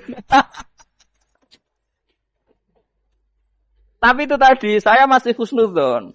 Jika jadi tren nganggo klambi hem putih dianggap wajib, harus ada yang pakai batik untuk menunjukkan kalau ndak wajib. Lah mungkin dia termasuk begitu melok. Makome dekne iku wis nglurusno. Enggak tahu saya kalau itu berarti sudah tinggi, kelasnya sudah tinggi. Jadi menurut saya tengah-tengah ya pakai hem putih kalau sholat. Tengah-tengahnya adalah nak jubah terlalu Arab. Nak batik be Nabi ngendikan kesunatane ibadah itu pakai putih. Nganggo mori kok wong mati ya sudah hem, ya sudah tengah-tengah. Menurut saya, sama ndak harus ikut saya. Tapi jika itu dianggap wajib, kadang-kadang jangan pakai putih. Seperti Jabir bin Abdullah itu terang-terangan sama tak ceritani. Dulu ketika Jabir bin Abdullah sahabat yang terkenal itu Jabir itu termasuk minas sabiqin al-awwalin itu. Jabir itu sholat di masjid itu bajunya dicopot. Terus sarongan itu dicancang di gulu. Kayak wong kuno-kuno. Sarongan sitok dicancang di gulu. Bawa baju diletakkan di soko masjid. Setelah itu orang tabiin melihat dia secara sinis. Tabiin itu generasi setelah sahabat. marah-marah ketika dimaki, masa engkau sahabatnya Nabi sholat bisau bin Wahid pakai baju satu dicancang bisa. Jabir mulai cerita, kamu jangan bilang pakai serban itu sunat, kamu jangan bilang pakai jubah sunat. Bagaimanapun menjadi sunat karena kamu punya, sehingga kamu bilang sunat karena kamu punya. Dulu kita zaman Rasulullah masih hidup, kita semua itu tidak punya baju, punyanya satu. Sehingga Nabi tidak berani mensunatkan pakai baju dua, kesunatan serban, karena kita hanya punya pakai baju satu. Kita harus mikir bagaimanapun di antara kesunatan itu karena kita mampu. Setelah tidak mampu, tidak ada sunat. Terus Jabir mulai marah-marah, termasuk yang diceritakan. Kalau kamu bungkus orang mati gimana? Ya tak bungkus utuh sampai sikil beda sirah ketok. Ya kan ya, nah ini mau mati dibungkus sempurna tuh. Nanti kok pepes itu ya dibungkus. Terus bariku lagi dibuka raine ya mus. Sing mudin-mudin rai ya. Terus Jabir cerita, cara kowe wajib to ora jare Jabir? Nggih wajib. Ya wajib mergo iso. Terus dia cerita, dulu Sayyid Hamzah, dulu bapak saya Abdullah Jabir bin Abdullah. Itu saking enggak adanya baju. Itu nak ditutup sirahe mbek sarong, mboten kafan. Iku ketok sikile. Nak ditutup sikile ketok sirah. Akhirnya do matur Kanjeng Nabi kon nutupi sirah waj'al ala rijlihi sayan min izkhirin. Akhirnya sing sikile ditutup suket. Saking gak anane baju. Kowe saiki Islam wis jaya kecangkeman sithik-sithik muni sunat wis dimaki-maki mbek Jabir. Wis meneng ngejar. Terus terakhir ngendikan ngene. Aku nglakoni iki liyaronil ahmak misluk. Pancen tak jarak aku salat ngene iki bento-bento kowe ben roh. Nak dhisik jarak Islam ngene iki ya. Liyaroni al-ahmak misluk. Ahmak itu bento sing level tinggi, medium men. Itu ulama betul ya begitu. Saiki wong Islam jog tuku kurma gampang, sithik-sithik buka kurma, sunah Rasul mergo nganggo kurma. Ya perkarane ke kelar tuku, zaman kene Gunung Kidul melarat nganggo apa? Aneh-aneh iki. Makanya di fikih jelas, nek iso kurma, nek iso asal manis, nek iso asal gak nyolong titik wis. Kok cek repote hukum. Bagaimanapun kue kecangkeman muni sunan mergo mampu. Zaman kira mampu orang muni ngono padahal hukum itu dhisik-dhisik. Hukum itu baru apa sudah kemarin-kemarin? Wis meneng ae. Kula ge sering, ngger kula kan kiai, ngger poso sering sowan kathah. Kadang sing sowan luwih mlete timbang kula. Gus kurma Gus, nggo apa? Nggih sunat Gus. Ah sunah mbahmu pangan kowe. Oh kiai mbok warai ra sopan to. Aku nak buka aku tegan amne. Aneh-aneh ya amne. Namun ini sunah dia ora usah kecangkeman. Lagi buka kurma pirang tahun? Lebih kali tahun Gus. Umur piro? 40 Gus. 38 tahun gak anggo sunah lagi 2 tahun gegere gak karuan. Biasa saja. Dulu Nabi itu ya biasa. Nabi kalau zaman ngendikan yang ngeper sampai 4 kali. Kalau gak mampu ini, kalau gak mampu ini. Nabi kalau ngendikan ya gitu sampai diulang-ulang. Karena Nabi tahu tidak semua umatnya gampang mendapatkan itu. Misalnya kafaroh puasa 2 bulan nuntut, kalau tidak bisa ngasih makan orang miskin sekian, kalau tidak bisa gini sampai habis. Kulo ma'rufin sedekah, kalau tidak bisa ya Rasulullah firsana satin, sampai ludus gak usah sikit tamrotin. Kalau gak bisa fabi kalimatin thayyibah, cangkem sing apik. Nek ra iso sementing aja merengut. Terakhir walau bitol qatin apa? Wajin. Itu lama mewarisi sekian kebaikan yang diajarkan Nabi, tidak terus dipatenkan satu ngel-ngel wong akeh. Kono apa ngekek kurma kok khutbah bareng sumpah. Wes pangan dhewe entekno. Ya ana sing sabar, wis kula tobat Gus mun mboten ngomong-ngomong ngono ya. Nggih biasa saja, kalau ingin sunah-sunah biasa saja. Dawe Nabi wal qasda tabluhu, kamu itu yang biasa saja. Biasa itu ya standar saja. Ya biasa. Jadi Nabi dulu kalau melakukan sunnah itu biasa. Sunnatun sanaha Rasulullah sallallahu alaihi wasallam. Ini sunnah yang dilakukan Nabi. Tapi di luar yang azimah. Azimah itu yang wajib atau fardhu ain itu sahabat biasa. Karena bagaimanapun kita bisa begini karena mampu. Seperti Jabir tadi. Orang bisa sholat pakai serban, pakai jubah karena mampu. Zaman Nabi awal Islam. Sama lihat Bilal. Ada nak belodor gitu. Sama lihat film Umar atau film-film Bilal. Itu memang nyata dulu itu la yajidu ahaduna illa sauban wahidan. Tidak ada yang kecuali punya baju apa? Sama dulu film-film, mulai versi seneng kitab sampai versi film itu sama. Bilal nak adzan ya bloder, ora adzan di bloder gak sopan. Oh memang ya duwene klambi mok sitok iku. Adlok ceritane Sa'labah, bar salat salam langsung melayu. Berkali-kali yang bersalam melayu. Jebule apa genta kae? Ya Sa'labah bersalat ora witir melayu kenapa? Saya takoki ya Rasulullah, takoki Nabi. Sa'labah kata sahabat-sahabat kowe nak salat bar mulai langsung melayu. Ya Rasulullah, kami kula namung setunggal, istri saya di rumah aja utuh. Iku saking ndak adanya baju. Nah, saiki nang sunatno kon. Ya begitu. Makanya ketika Sayyidina Umar idza ausa Allah fa ausiu. Nanti kalau sudah jembar ya jembar. Nak lagi ruwet ya ruwet. Ya sudah biasa saja. Paham ya? Jadi kalau suwun misalnya malah yudroku kulu, la yudroku nopo kulu. Kalau tidak bisa semua jangan sama sekali. Jadi misalnya kita tidak bisa jubahan, tidak bisa serbanan mergo wong Arab. Supaya saya ndak keriting jubahan kok tonggo ya guyu. Paham ya? Wah aneh ngono. Kemudian nek ora kaji kok jubahan malah digugat wong akeh. Ya sudah pakai hem putih saja. Yang penting dua semangat sunnah putihnya misalnya. Ya tengah-tengah gitu. Tapi kalau kira-kira dianggap wajib ya kan ganti batik kayak Ruhin itu. Itu makomnya sudah itu tadi. Sudah tinggi sekali. Ya Nabi itu misalnya Nabi nyifati rambut yang baik itu yang lurus ngombak gitu. Sifatnya Dajjal itu keriting. Tapi yang keriting ya enggak apa-apa. Bukan berarti wah keriting mirip Dajjal ya ada gitu. Ya itu kan Allah menunjukkan kekuasaan. Nanti kalau Allah bikin lurus semua dikira enggak mampu bikin yang keriting ya sudah dibikinlah yang keriting. Ya sudah gitu biasa saja buatan berlebihan. Paham gitu. Jadi Nabi itu kalau ngendikan seingat saya ini hafal banyak hadis. Kalau ngendikan tuh sampai berkali-kali. Itu tadi mulai kalau sedekah pakai ini, kalau ndak mau sampai mulai firsana satin sambil wedhus ijek larang walau bisi kita ros separone kurma masih kadang ndak mampu fabi kalimatin thayyibah ndak mampu lagi ya soalnya tasaddaku walau bitol qati wajin sedekahlah meskipun dengan ceria. Itu sirinya kenapa saya ngaji guyon karena paling ndak ceria itu happy. Coba kalau saya ngaji merengut meneng terus ketok nyesal terus sing ngaji kan mikir Gus Pak kurang opo kita ngaji ku ono sing kurang. Oh, terus yang keduanya nafsir wah paling kurang sangune. Wah jadi repot. Mulane kula ngeten wis tak pikir, rumang sampura tak pikir. Guyon kula mek sampean nangis mbon ndi ganjaran akeh ndi. Mergo guyon kula bi ilmen nangis sampean mikir utang. Jadi terakhir sedekah talqati wajhin, wajah yang ceria, yang happy. Kowe iki happy kan yo seneng, paling gak mikir nasibe kan. Kiai iku happy ben wis. Jajal misalnya kayak kiai kok rogen sumpeng maca kukar-kukur bariku angop bariku kukur-kukur meneh kan wong mikir wayahe tanggale bayar apa piye kredite waduh apa wayahe ditarik sepeda motor kan orang terus menafsirkan macam-macam sing elek sing wong alim le nafsiri paling tertipe ra iso wah paling elek ya nek wong alim kan ana ukur-ukur mesti nek sing suudon kan paling macane bingung terkipe ngono. Ya macam-macam lah sesuai asumsi napa. Jadi kula suwun lah sama nak dadi kiai nak ra iso sedekah macamnya terakhir ceria. Mergo Nabi ngendikane terakhir tasaddaku walau bitol qati wajhin. Bersedekahlah meskipun dengan keceriaan napa muka atau wajah. Namun kalau itu Nabi diulang-ulang. Jadi kalau ngendikan tuh diulang-ulang.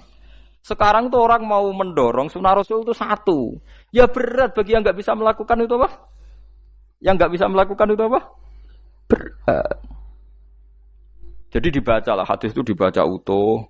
Ya bukan kita apa ya mau sekolah kepingine kabeh umat Nabi itu happy. Mergo selama itu tidak maksiat berarti anut ajaran Kanjeng Nabi Muhammad sallallahu alaihi wasallam. Ma khuyira Rasulullah baina amrayni ilakhtara aisarohuma malam yakun isman. Rasulullah itu tidak pernah disuruh milih dua hal yang berbeda kecuali milih yang paling gampang. Asal itu tidak barang dosa. Itu hadis muttafaq alaih. Ma khuyira Rasulullah baina amrayni ilakhtara napa aisarohuma malam yakun napa isman. Jadi Nabi itu tidak disuruh milih dua hal, mesti milih yang paling gampang asal tidak napa dosa. Makanya Nabi kalau ditanya, ya Rasulullah, sampean nanti tawaf pakai unta apa ndak? Kesel ndi? Nggak kesel melaku, ya naik unta saja. Makanya Nabi kalau tawaf itu dulu pakai apa? Unta. Terus saya mulai Arab Saudi PG MRT berkoordinasi Nabi unta, terus saya nganggo apa? Kereta lingkar. Sekarang baru diperdebatkan. Cek kurang ajar itu sebenarnya no tamu spesial, misalnya pejabat negara, sebenarnya atau tawaf numpak kereta muter. Diarani rasa dhisik Nabi numpak unta, diarani sah cek kurang ajar ning dhuwur.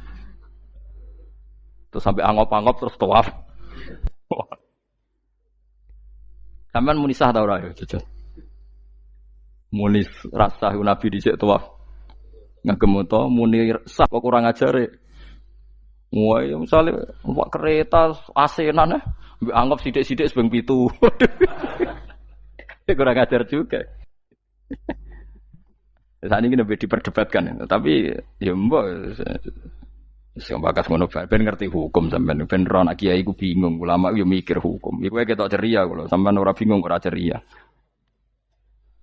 fa aba mongko mo sapa aksarun nasi sapa akeh manusa mo ila kufuron kecuali ngafirin emate Allah juhudun tegese ingkar nikmati maring nikmat haitsu qalu sekirane ngucap sapa kufar mutir nabi nawi kada mutir naden kaeringi udan kita binawi kada sebab posisi bintang sing ngene iki. Walau syi'na la ba'atsna fi kulli qaryatin nadhira. Walau syi'na umpama ngersakno ingsun Allah la ba'atsna yektine nugasno ingsun utawa ngutus ingsun fi kulli qaryatin. Ing dalam saben-saben daerah desa nadhiron ing wong sing ngelingno. Umpama Allah ngersakno kabeh desa ya duwe nabi, tapi kok kakek nabi malah repot kan. Yukhawifu kang ngekeki peringatan sapa nabi ahlah ing penduduk Qaryah. Walakin ba'asnaka tetapi ini ngutus ingsun ka ing sira Muhammad ila ahlil qura maring kabeh penduduk kuliah sekabehane ahlil qura nadhiron khalidati nadhir khalidati nabi liya'zuma supaya gedhe apa ajruka ganjaran sira. Tapi kabeh nabi niku nggih pokoke Allah mampu mawon tiap desa dikai nabi, tapi Allah ndak melakukan itu cukup nabi sitok. Terus kabeh iku nanut Nabi Muhammad sallallahu alaihi wasallam. Mulane ana guyonan wong Arab wong Jawa apik endi? Apik wong Jawa aja. Ke wong Arab iku cara obat iku dosis tinggi, mulane dikirimi nabi. Wong Jawa cukup mudin, cukup kiai wis Islam. Dadi rapati salah lah. Penyakitnya ringan, jadi diobati kiai iku wis dadi iman. Nah wong Arab kudu napa? Nabi. Berarti penyakit berat mbek ringan nabi endi? Nabi ringan, mulane jare kiai Jawa, kita apik wong Jawa kus mbek wong Arab. Mergo ora butuh napa? Nabi. Berarti dosisnya kan kecil ya, rendah. Taune-unimu wis. Wong bingung, ngono kok omongane wong napa? Bingung. Lha opo nganalisis ngono barang. Ya wong nganggur iku repot. Pala tutik mongko aja nurut sira al kafirina ing pira-pira wong kafir fi hawahum ing dalam hawa nafsune kafirin. Dadi kaya aja anut wong kafir ning menyangkut hawa nafsu. Tapi nek menyangkut kebaikan wong kafir sing kita kadang kalah baik dalam hal sosial. Ya malah Allah kadang melehno kita mergo kok kalah mbek wong kafir. Nggih misale ngeten iki makanya Imam Suyuti nafsiri falatutil kafirin ay fi hawahum. Dalam hal yang bersifat hawa napa? Nafsu. Misalnya begini saya contohkan Allah melehno wong mukmin. Ada sahabat ketika perang itu tangannya terputus, kakinya juga terputus. Terus matur Rasulullah, ya Rasulullah gara-gara perang derekno engkau, saya tangannya putus, kaki saya putus. Ternyata tidak diapresiasi sama Allah, malah disalahkan. Gini kok Allah terus nurono ayat iyam saskum korhun faqad masal qoma korhum mislu. Jika Anda luka karena perang, orang kafir pun luka. Wong kafir wong gento wae wani luka demi kekafiran, kok kuwe wong Islam jare demi Allah ora wani luka. Jika masyhur di kalangan para ulama, nanti setiap kebaikan itu dibandingkan kezaliman. Ya saya ulang lagi, nanti setiap kebaikan itu dibandingkan kezaliman. Misalnya kita jadi kiai ora enak, ora gaji tetap, setepak-tepakan, kadang untuk duit, kadang ora. Enak jadi PNS, gajinya tetap. Nanti kita disalahkan Tuhan. Pedagang narkoba itu gajinya juga enggak tetap. Risikonya tinggi, ditangkap polisi, hukumannya mati, itu saja berani. Kowe nyai trimo ngono ra wani. Kowe tahajud kanyeben, bengi-bengi tangi tahajud kanyeben. Tukang maling ayam bengi-bengi tangi nyolong. Risikonya tinggi ya anyep wani. Jadi nanti kowe di depan Tuhan dimaki-maki, kesalahan kita akan dibandingkan kezaliman. Lan ana wong saleh diutangi dhuwit ora oleh medhit, sebenarnya dibandingno. Maling mbek maling utang-utangan, wong saleh ora utang-utangan. Ya memang begitu. Nah itu yang dimaksud ayat intakunu ta'lamuna fa innahum ya'lamuna kama ta'lamun wa tarjuna minallah ma la yarjun. Jika kamu merasa sakit karena berjuang demi agama, orang-orang zalim juga sakit karena kezalimannya. Toh mereka berat. Coba jadi kiai bandar narkoba resikonya tinggi mana coba? Resiko jadi bandar narkoba. Antar geng narkoba juga musuhan, takut ditangkap polisi. Jadi kiai paling ono hasud sithik-sithik. Paling wong ngrasani. Kiai iso ngomong tok ora iso nglakoni paling gitu. Padha kiai ini paling hasud. Ya sithik-sithik lah, paling srek. Kalau bandar narkoba gak cocok nembak. Karena rivalitas mereka ekstrim. Jika kalau sampean cemen jadi kiai nanti ya diingatkan Allah dibandingkan orang apa? Zalim. Jadi eling-eling ya. Terus semua kesalahan kita, loyalitas kita pada agama nanti dibandingkan orang zalim karena mereka loyal sama pekerjaannya, sama kezalimannya. Enggak terus preman-preman nak belani konco wani mati. Kadang kiai santri belani kiai ini rapati wani mati. Wis repot preman-preman nak tobat wis repot. Kulo nu rada nyesal mek tobaté preman. Nak ana preman teng perapatan tobat. Niku terus ning masjid, men itikaf terus mbek wong sopan. Niku ora pas sajane. Nak tobat itu tetep ning perapatan, sing dhisik ganggu wong disingkirno. Jadi ku tobat tenan sehingga dhisik perapatan sing gawat dadi gak gawat. Mergo sing preman gawat diganti preman sing lunak.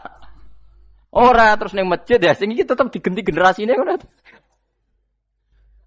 Mestine maksudnya mesti ora kok terus elek mboten mestine tobaté ngoten niku.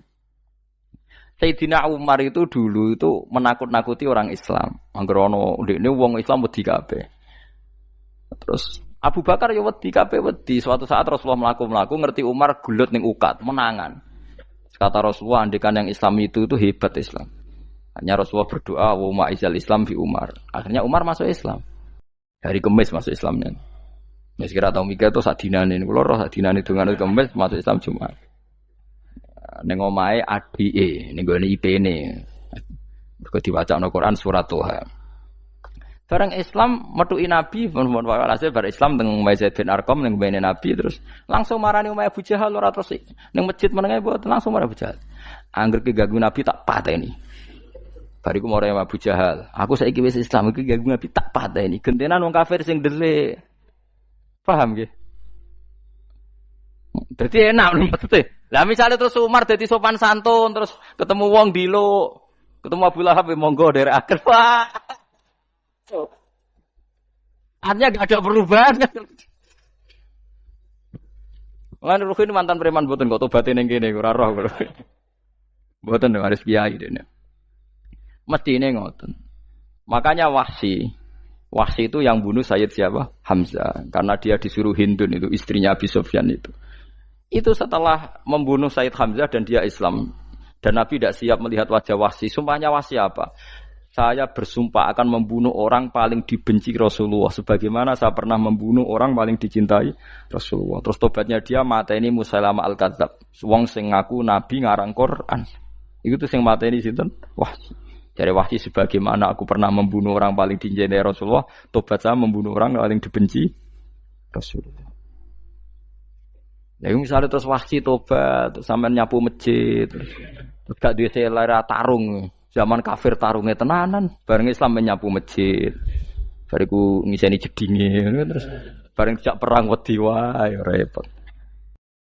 Ya niku ide kula tapi ora kudu nglakoni. Nek mau cerita ilmu sampeyan ora kudu nglakoni. Ya tunggale wong preman brah-brah. Blojo narkoba entek akeh dilakoni, nggo judi diakoni. Sewengi orang preman itu kalau judi 2 juta 3 juta loh. Bareng tobat ngleboni masjid 10.000. Padahal donyane jek akeh. Mestine tobat yo. Saya zaman judi semalam 3 juta. Sekarang kalau pengajian atau ke masjid semalam 3 juta 100 lah minimal diluwei. Ora ya malah pas tobat nglebokno amplop masjid yo. 10.000, kadang 2.000. Wis repot-repot. Tapi ya apik tobat, mesti cerita. Tidak begitu, mestinya berbanding. Paham nek sampean takok tobat itu cara ulama nggih ngoten niku berbanding. Mulane riyen Khalid bin Walid itu jadi panglima perang Islam itu saya masih ingat makalahnya Khalid bin Walid, fakama anni aktsartul qatla fi kufri aktsartul qatla fi islami. Dulu ketika saya kafir adalah sangat banyak membunuh orang Islam. Perang Uhud kalah itu karena panglima orang kafir adalah Khalid. Dia cakap sekali dalam mengatur strategi perang. So Khalid itu utek elek kan, pikirannya ala sahabat yang menuso ruhin es kayak wong wedok ambek apa jenenge ghanimah mesti medun. Nah, sahabat ora kabeh kaya aku kan ono kaya kue barang macam-macam. Gunung Uhud itu dhuwure mok sak musolane iki jamira Gunung Uhud kaya Merapi niku mboten. Nah kaya Merapi amanah ning dhuwur tetep ra kenek, meleyang to. Jadi Gunung Uhud itu dhuwure mok sak musolane mbok dhuwur pundi. Wong kula nate mriko bolak-balik kan gak bisa nek urung tahu. Kula kaya wong India dadi melok itikaf teng gunung lho Uhud. Mbok piye dalile mbok apa ya ora roh. Lah itu Khalid bin Walid pinter, dia ketika kalah itu muter ke belakang terus ghanimah itu dilepas. Ya dulu itu dalam perang dulu tuh ghanimah itu kan perempuan sama apa? Ya sama barang-barang itu. Ketika dilepas itu dianggap sudah mengaku kalah. Ada sahabat yang kok ruhin itu udah akabir sahabat, ada sahabat papan atas, sahabat yang seperti itulah. Sahabat kebanyakan turun ternyata Khalid itu muter terus naik dari belakang. Pas sahabat turun, dia naik dari apa? Yo penak karek mana iko dhuwur, itu akhirnya kalah. Itu ya gara-gara strategi ini Khalid bin Walid. Nah terus dia bersumpah. Saya bersumpah semua kecerdasan saya, semua kecanggihan saya akan saya gunakan untuk membela Islam. Nuklimake itu di perang Tabuk, di perang Yarmuk, di perang Tabuk. Itu di panglimani siapa saja yang ditunjuk Nabi itu kalah. Termasuk Ja'far bin Abi Thalib itu padahal panglima yang ditunjuk Nabi. Usamah ya kalah. Abdullah ya kalah. Semua yang ditunjuk Nabi itu mati semua. Akhirnya panglima diambil siapa? Khalid. Taruh saja gini strateginya. Anggap saja Arab itu padang pasir. Tidak sampean biar tahu bahwa orang soleh yang cerdas itu banyak. Jangan kira soleh itu tidak butuh kecerdasan, butuh. Arab itu kan padang pasir. Mau jelas gini, gambarannya apa? Padang pasir. Itu kalau perang itu kan taruh saja orang Islam itu 3.000 musuhnya 10.000. Memang kejadiannya gitu, 3.000 musuh 10.000. Itu kan berbanding berapa itu? 30 ya? 1 banding 3 ya? Nah itu dulu, pasukan-pasukan Islam dulu itu sama-sama seperti soft sholat. Jadi memanjang. Ya akhirnya perang itu kelihatan sekali mana yang sedikit, mana yang banyak. Habis Khalid strateginya dirubah. 100 orang di depan, anggap saja gitu. Pokoknya tak kayak gambaran coro Jawa paling gampang. Lagi mau kitabnya malah bingung loh. 100 pasukan kuda yang di depan itu disuruh negarkan kuda. Disebut fal mughirati subha itu. Yang itu wal adiyati napa? Dobha fal mughirati subha itu. Ini pokoknya anggap seperti itu. Fal muriyati apa? Qadha itu. Kuda yang 100 di depan disuruh menegarkan. Pokoknya kon gerak sehingga debu itu banyak bertebangan. Terus pasukan yang 3.000 itu disuruh memanjang. Memanjang sepanjang-panjangnya. Karena di depan ini ada tegaran kuda tadi, orang kafir yang di sana itu melihatnya ada bantuan datang baru. Wih, pasukan Islam teko wakeh, panjang lagi. Dikira jumlahnya itu sampai 50.000 lebih. Paham sih kalau maksudnya? Jika wong kafir melaju perkara ini tidak mungkin kita tandingi, orang Islam dapat bantuan baru. Padahal ya wongnya podo. Mau dari setok dirubah.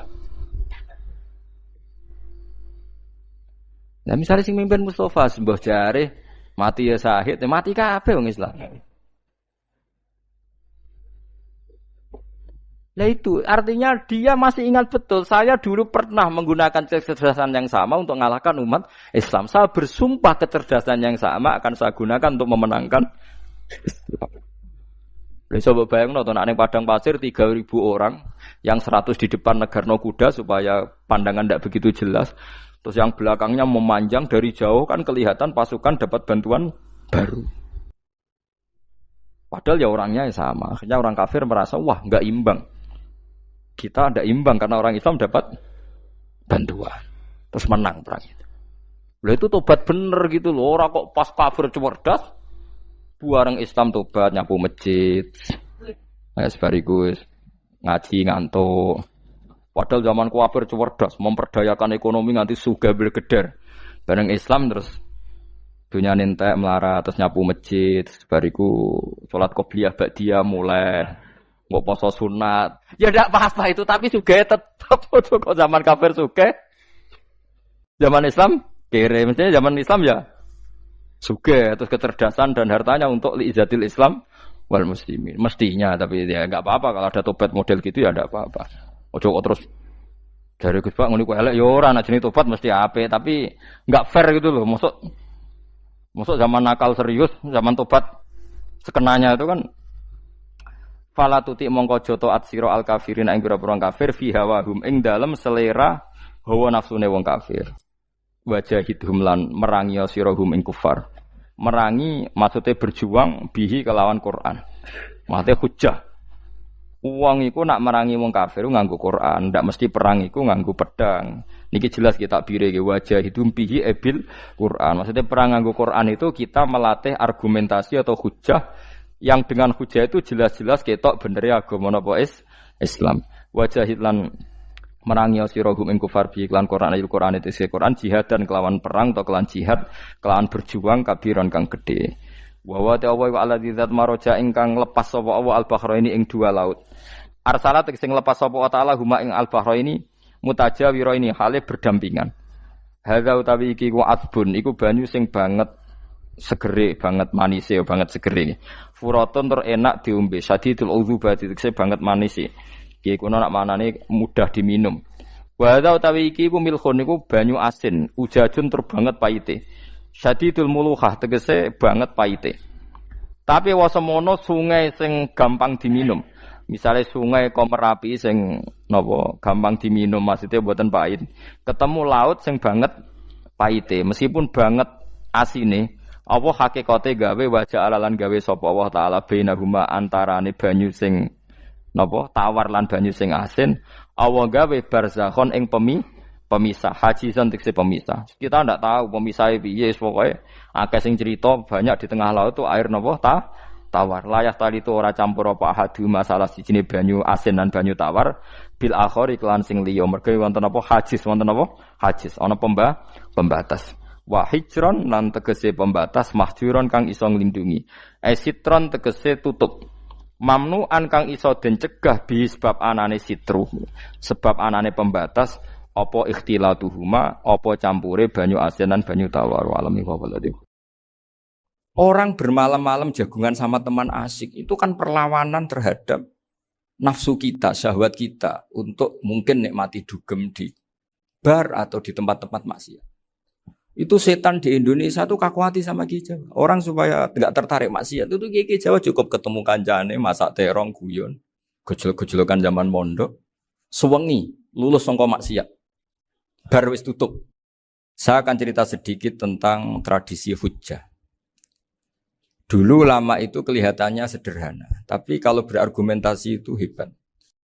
Tadi Gus Yofur menyebut kitab Mbah Hasyim itu mengharamkan kentong. Beliau masyhur itu punya kitab namanya Al-Jasus an Tahrimin Nakus. Intinya kentong itu haram. Secara dalil ini meyakinkan sekali karena ketika Rasulullah rembukan sama sahabat, kita dengan apa memaklumatkan orang kalau waktu sholat masuk? Ada sahabat yang usul pakai kentong. Dzakalin Nasoro itu Nasrani. Ya pakai buk itu semacam trompet besar. Dzakalil Yahud. Kemudian ada yang usul kalau gitu api ya Rasulullah dzakalil Majus. Sehingga dari hadis itu Mbah Hasyim berpikir kentong itu haram. Tapi Mbah Fakih Mas Kumambang itu mengkritik Mbah Hasyim dengan ngarang kitab Hazruus Antahrimin Nakus. Jadi beliau komentari kitab itu sambil geleng-geleng kepala. Kitab kok keliru nganti ngono. Itu jadi cara pikirannya siapa Ki Fakih. Kentong di Indonesia itu kanggo wedhus dicolong gitu. Pos kampling gitu. Kalau ada banjiran ya kentong, ada maling ya kentong. Jadi enggak ada persamaan sama sekali dengan kentong yang milik orang apa? Nasrani. Sehingga di pondok saya itu ada kentong tapi jelek sekali. Karena itu satu-satunya cara supaya beda dengan kentong yang di gereja. Kalau elek kan mirip kentong di pos kampling. Itu ya agak-agak ilmiah sedikit. Dulu ceritanya Gus Yofur itu saya teruskan. Itu singkat cerita, itu kalau yang di kejadian di Termas itu Mbak Dimyati sudah nyuruh semua kentong disembunyikan karena mau ada Mbah Hasyim. Cerita itu mukarrar di Kiai Fakih sama di Kiai Dimyati Termas. Setelah kentong dikumpulkan semua, Mbah Hasyim datang, seneng, ngiranya Syekh Dimyati ini sependapat dengan beliau, yaitu sama-sama nggak ada kentong. Tapi setelah itu ada santri yang matur, Mbah Dim pun beres kentong pun kula delikno sedanten. Itu di depan Mbah Hasyim. Jadi GR-nya Mbah Hasyim bahwa Mbah Dim itu sependapat akhirnya hilang. Ternyata ini akal-akalan tuh gitu. Karena santrinya matur, Mbah Dim pun beres, santen kentong beduk sudah disembut singkirkan. Itu di depan Mbah Hasyim. Saking lugunya santri, nah saking ikhlasnya agak ngerti mahalus syahid ini adalah Mbah Hasyim. Saya mau meneruskan cerita Gus Sofur. Dulu, ini cerita dulu. Dulu Mbah Mun ngaji di Lirboyo, tapi Kiai Makhrus ngaji sama Kiai Khalil Harun. Kiai Khalil Harun itu adik juga sekaligus muridnya Mbah Umar Harun. Mbah Umar Harun itu generasi kedua setelah Mbah Ghazali. Beliau menantunya Mbah Ghazali, tapi ya sudah ponaan. Sehingga tradisi ini penting karena saya berkali-kali bilang di mana-mana. Status orang tua dan mbah itu adalah terserah anak cucunya. Bukan terserah mbahnya, tapi terserah anak cucunya. Saya tidak akan bosan mengingatkan ini. Saya pernah di makamnya Nabi Yakub, itu ya dikemuli bendera Israel. Di makamnya Nabi Dawud. Nabi Ibrahim juga dekat sinagog.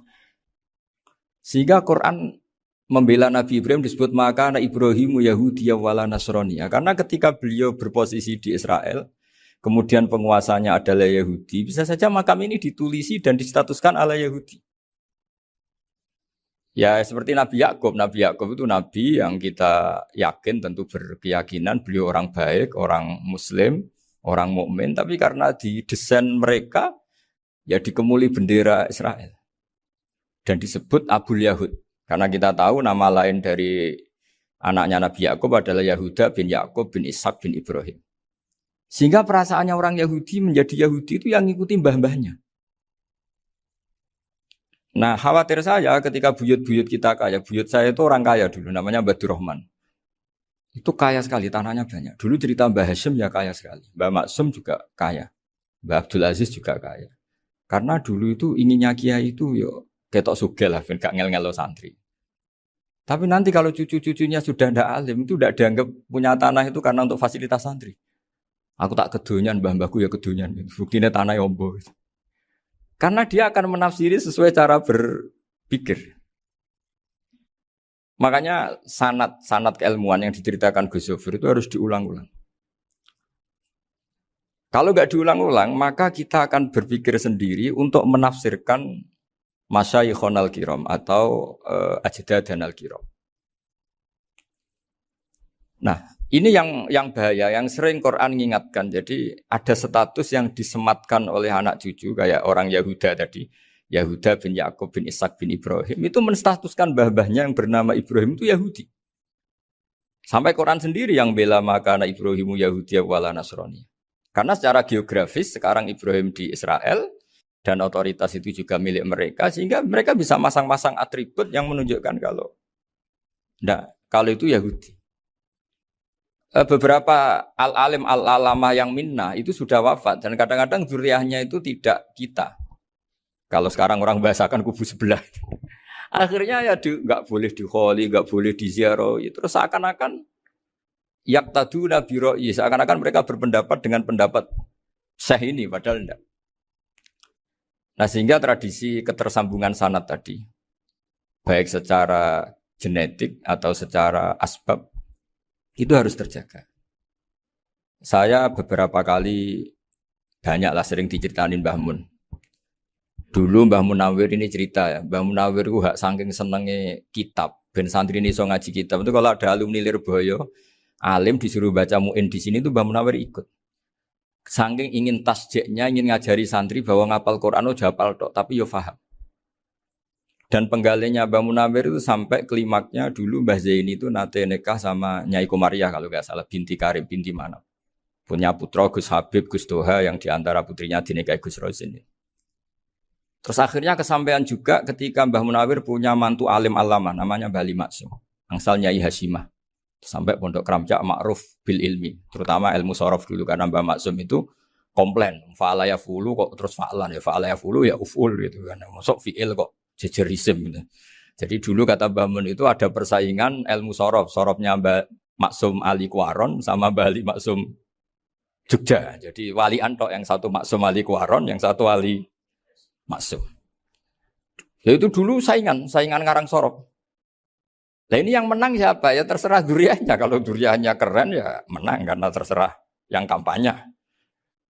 Saya bayangkan adekan Mbah Zubair tidak punya anak sealim Mbah Mun, mungkin kalau Mbah Zubair juga tidak sewow kalau punya putra Mbah Mun. Karena saya berkali-kali bilang kalau dalam syair Arab itu kama takarroma, kadang dilafatkan kama tasyarrofa bi Muhammadin adnanu. Orang berpikir Adnan itu siapa? Itu karena ada Nabi Muhammad SAW. Orang mencari-cari Mbah Mun itu mencari Mbah Zubair karena ada Mbah Mun. Orang mencari Mbah Dahlan karena ada Mbah Zubair. Wong kok alime ngono iku bapake sapa? Wong kok alime ngono iku putune sapa? Tapi kalau kita ini sudah ndak alim, ini orang sudah nggak tertarik nyari-nyari leluhurnya karena dianggap selesai. Jadi yang dengan tanda kutip yang menghabisi mbah-mbahnya itu ya mesti cucunya. Ini mau ngamuk, mau peringatan, tapi ini juga peringatan pada diri saya sendiri. Jadi sehingga zuriyah ini penting. Kenapa para nabi mesti donga zuriyatan thayyibah? Kenapa selalu berpikir tentang zuriyah? Wa ja'alaha kalimatam baqiyatan fi aqibi. Karena zuriyah ini yang nanti bisa menstatuskan leluhurnya. Seperti tadi cerita Mas Maftuh ini, tak puji betul, saya hari ini tidak ingin gojlok. Supaya kewalian saya tidak tergerus oleh kedoliman. Saya pernah diceritain Gus Zofur, juga sering baca buku tentang Mbah Maksum. Dulu Mbah Maksum kalau wasiat kembali ya gitu. Kamu harus NU dan harus mempertahankan NU. Tapi tidak dengan cara membenci Muhammadiyah. Dulu Mbah Mun juga sering cerita. Dulu Mbah Hashim itu ngaji Syekh Mahfud. Nah, Mbah Ahmad Dahlan dulu namanya Darwis, sering ngaji sama Syekh Khotib Minangkabau. Zaman itu Syekh Khotib sudah modern, sudah ikut gerakan Abdu, gerakan Almanar. Sehingga bawaannya Mbah Ahmad Dahlan ini agak agresif. Yang Mbah Hashim karena hanya mulazim di Syekh Mahfud, hanya sesekali ngaji Syekh Khotib, beliau lebih seperti itu. Dan dua beliau ini sama-sama pernah ngaji Mbah Soleh Darat di Semarang. Mbah Hashim sama Mbah Ahmad Dahlan yang dulu namanya Darwis. Jadi ini masih min muskatin wahidah mimam bain wahid. Sehingga kita tidak kaget ketika Mbah Ali Maksum mengomentari Muhammadiyah itu masih ahli sunnah wal jamaah. Makanya nanti terakhir saya baca kitabnya Mbah Ali dan sering saya pelajari. Andai kan kita ini sepakat dengan ilmu, ya kita tahulah. Kalau Abu Hanifah itu tidak kunut, Imam Syafi'i kunut. Berarti kunut itu madzhabnya Abu Hanifah, bukan madzhabnya Mbah Ahmad Dahlan. Apa tidak kunut itu madzhabnya Abu Hanifah, bukan madzhabnya Mbah Ahmad Dahlan. Kita kunut itu madzhabnya Imam Syafi'i, bukan madzhabnya Mbah Hashim. Ini semuanya masih dalam bingkai ilmu. Adzan qabla subhi juga riwayatnya jelas. Tidak adzan ya sudah perilaku kita sudah jelas. Dulu Mbah Mun sering didik kita gitu. Saya sering dengar cerita kalau dulu Pak Arif Fakhruddin begitu hormat sama Mbah Ali, apalagi zuriyahnya Mbah Azhar Basir, karena beliau dulu ngaji di Termas. Dulu itu enggak ada masalah karena semuanya dianalisis pakai ilmu. Tapi sekarang pakai identitas, yang kunut itu NU, yang enggak kunut Muhammadiyah. Berarti Abu Hanifah itu Muhammadiyah, Imam Syafi'i itu NU. Berarti Imam Syafi'i itu ya anak buahnya Ki Miftahul Ahyar kira-kira gitu kan anak buahnya Pak Said Akil. Kan terus jadi repot. Dulu kita ini pengagum ilmu, bukan pengagum perbedaan. Sehingga di sini yang saya kagum dari sekian ceritanya Mbah Ali Maksum, supaya kitab ini to the point, supaya nggak lama-lama karena waktunya juga. Nanti kalau kemalaman ini kena semprit ini sudah. Ini diantara yang diceritakan Bali itu unik. Imam Syafi'i itu sering tawassul, sering wasilah sama siapa itu? Abu Hanifah. Ini sudah tak petakan, saya baca yang sensitif-sensitif lah. So, yang ini ya. Ziyar al-Babus Samin, terus sebentar ini yang bab tawassul.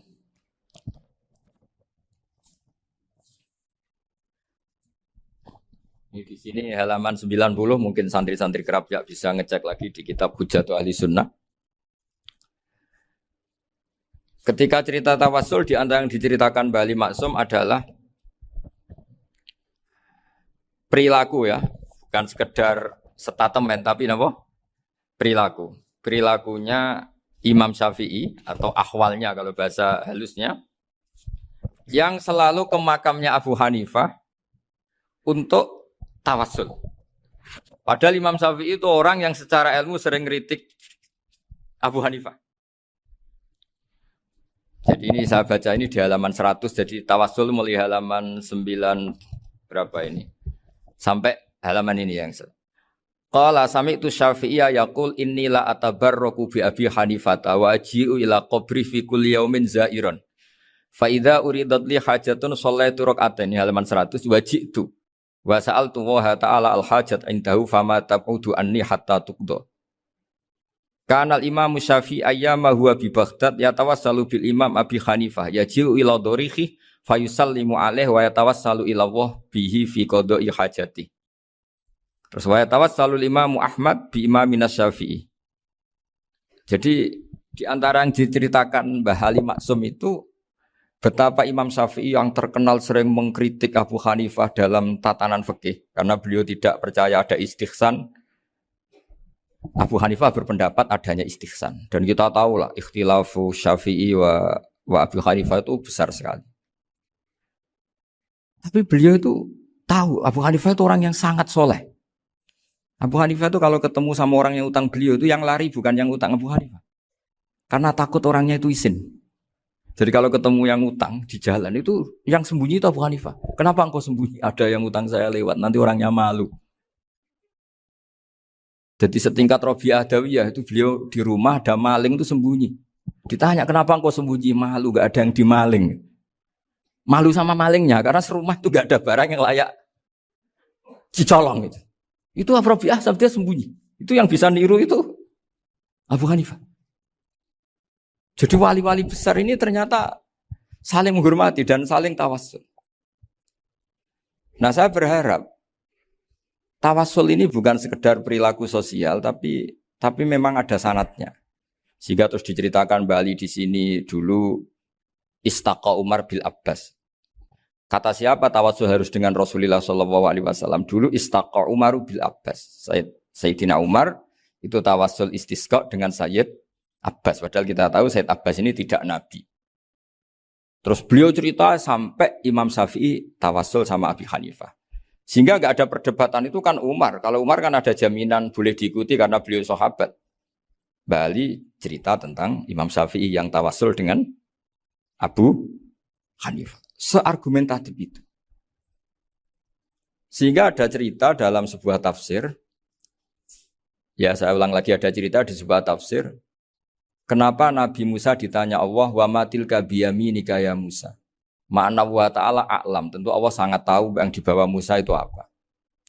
Karena Allah tahu Nabi Musa itu grogi. Orang dipanggil Bali Maksum pasti grogi. Santri dipanggil Mbah Mun pasti grogi. Kenangan saya setiap dipanggil Mbah Mun ya mesti tanya. Yang ringan-ringan. Wis sarapan ya. Arung sarapan ya sarapan. Pas sarapan ya kan.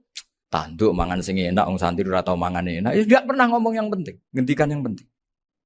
Nah karena Nabi Musa ini grogi. Ini sebagian tafsir. Itu ditanya yang ringan, sahaku itu gawa apa? Karena pertanyaannya ringan, Nabi Musa juga ringan. Ya Nabi Musa itu sampai lali, itu pangeran, sing ya'lamu sirra wa akhfa. Diterang. Niki tongkat Gusti.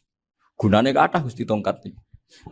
Qala ya aso ya atawakkau 'alaiha wa ahusyu biha 'ala ghanami wa liya fiha ma'arifu ukhra. Oh, tongkat Gusti niki penting mesti. Nggih nak. Nggih macam-macam lah Gusti. Atawakkau 'alaiha wa ahusyu biha 'ala ghanami kangge menghalokan wa masih terang terakhir dan yang lain-lain Gusti wal yafiya ma'aribu ukhra. Sehingga akhirnya rileks. Karena Nabi Musa terus ngerti. Ternyata ketemu pangeran itu enggak seserem yang saya bayangkan gitu. Pertanyaannya ringan. Itu ada ilmunya. Tapi cerita ini yang versi tafsir ini tidak yang seperti di Manaqibul Ghazali. Di beberapa kitab tentang Manaqibul Ghazali diceritakan di alam roh Nabi Muhammad Sallallahu Alaihi Wasallam itu yubahi bi ummati, saking yubahinya sampai ngendikan ulama ummati ke anbiya Bani Israel. Ulama umatku itu pinternya atau statusnya itu mirip-mirip lah. Kaf itu ya mirip-mirip kayak ulamanya nabinya Bani Israel. Akhirnya Nabi Musa itu tersinggung sekali. Bagaimana mungkin ulama disamakan dengan apa? Nabi. Sehebat-hebatnya ulama itu kan tidak akan yabluhu darajatan nubuwah atau yartaqi ila darajatin nubuwah. Itu akhirnya, ya kalau kamu nggak percaya panggil. Yang dipanggil Imam Ghazali. Ya Nabi Muhammad juga nggak mau kalah. Gitu. Kalau manggil ulama RT ya kalah keok. Akhirnya Imam Ghazali datang. Ditanya sama Musa, Mas Muka, nama kamu siapa? Ana Muhammad bin Muhammad Al-Ghazali At-Tusi Asy-Syafi'i. Itu disebut panjang. Nabi Musa guyu-guyu. Kamu lama kok ngomong yang nggak penting. Ditanya namanya kok penjelasannya sepanjang itu. Dianggap itu satu kesalahan. Masa tanyanya nama kok ditanya. Jawabnya Muhammad bin Muhammad Al-Ghazali At-Tusi Asy-Syafi'i. Kepanjangan itu. Ketika Nabi Musa agak mencibir, agak gimana itu. Terus jadi Imam Ghazali, kalau ini masalah, lebih masalah jenengan. Apa itu? Yang tanya jenengan tuh Allah ya alamus sirra wa akhfa. Dan Allah hanya tanya wa ma tilka biyaminika ya Musa. Harusnya jenengan jawab aso ya titik, bukan kepanjangan. Atawakkau alaiha wa syubha itu kepanjangan. Allah tanya yang di bawah kamu itu apa? Yang di tangan kamu. Harusnya jawabnya hanya aso ya. Tapi kenapa penjelasannya sepanjang itu? Sampai terakhir waliya fiha ma'aribu ukhra. Terus pinter tenan kayak gitu. Terus ada Nabi Muhammad, Nabi Musa terus bilang, ya pinter tenan aja gitu. Padahal kita tidak pernah GR seperti itu kan kebetulan Imam Ghazali. Gitu. Kalau yang lain mungkin ya keok lah kira-kira gitu. Tapi ini cerita dalam khazanah keilmuan. Benar yang dikatakan Gus Zofur. Saya termasuk orang yang pernah mondok Lirboyo Pasanan. Jadi setelah saya disuruh nemani Gus Kamil, tahun berikutnya Gus jenengan disuruh. Pokoknya anakku bosak ulan lah kudu tahu mondok Lirboyo. Biar aku tahu ngaji Mbah Karim. Terus yang disuruh Mbak Turi Gus Kamil itu saya. Jadi saya pernah 1 bulan tuh di Lirboyo. Karena saya ini santri beling ya, kontraknya pokoknya penting ziarah Mbah Karim. Biasanya nggak pernah ngaji ya, pokoknya gerbar ngisa. Ziarah ya sudah. Ngaji subuh ingat saya sama Gus Imam. Itu dari 17 hari ingat saya ngaji 2 kali. Tapi kalau ziarah ke Mbah Karim sudah lupa jumlahnya karena memang kontraknya disuruh ziarah. Sampai seperti itu. Dan saking senengnya bangun sama Mbak Karim sama masih ingat. Ngamplopi salam template itu masih ingat untuk Gus Anwar, untuk Gus Imam, untuk Gus Kafabi, termasuk untuk Gus Maksum. Itu malam-malam saya dijak ngamplopin. Zaman itu saya masih ingat selawewu. Zaman itu kos 1 bulan itu 13.000. Jadi kira-kira kalau 25.000 itu untuk kos 2 bulan. Jadi saya krusnya itu pakai kos. Saya masih ingat Mondok Sarang itu kos 1 bulan 13.000. Berarti kira-kira 500.000 itu di amplopin sendiri sama Bang. Ini untuk Gus War, ini untuk Gus Imam, ini untuk Gus. Padahal Gus Imam ini mondoknya sudah dibangun. Itu bangun hormatnya sampai untuk jatah salam template. Nah yang ribet kebalikannya, kita pulang, Gus Imam karena melihat Gus Kamil ini putrane Mbah Mun, Gus Kamil disangoni. Saya juga disangoni, karena Gus Imam dulu ngaji juga sama Pak D saya. Sama keluarga saya. Itu kata Gus Kamil setelah keluar, mau kamu nih gue abal ya, berarti gue aku. Karena ini penting, ini kalau sampai dianggap tukar guling, ribet deh. Jadi ditakwil sendiri lah, mau kamu nih gue abal ya, boten wis, yes berarti halal. Tapi sama Mbah Mun ya ditanya. Ditanyanya bukan apa karena untuk meneruskan tradisi bahwa kalau kiai ketemu itu ya saling memberi hadiah, saling itu sudah faqaddimu baina adena juakum apa? Sedekah. Sehingga ketika Kapya ini punya Bali Maksum alim alama, kemudian melahirkan murid-murid yang juga ipar kayak Mbak Warsun bisa ngarang apa Kamus Al-Munawwir, Pak Bik juga punya karangan Kamus Al-Mu'asir. Saya itu punya semua. Karena ini adalah buah dari bahwa kita ini tidak kalah sama produk-produk yang di sana. Bahwa produk di kita ini sudah cukup untuk mengantarkan orang menjadi alim alama. Dulu Mbah Zubair ke Mekah ya sudah alim alama. Gus Zofur ke Al-Azhar sudah alim. Semua teman-teman kita ke Mekah itu sudah alim semua. Padahal produk mondoknya ya tadi. Mau digojlok kiai ini, terus mangkel keamanan biasanya. Biasanya musuh besar pondok itu keamanan.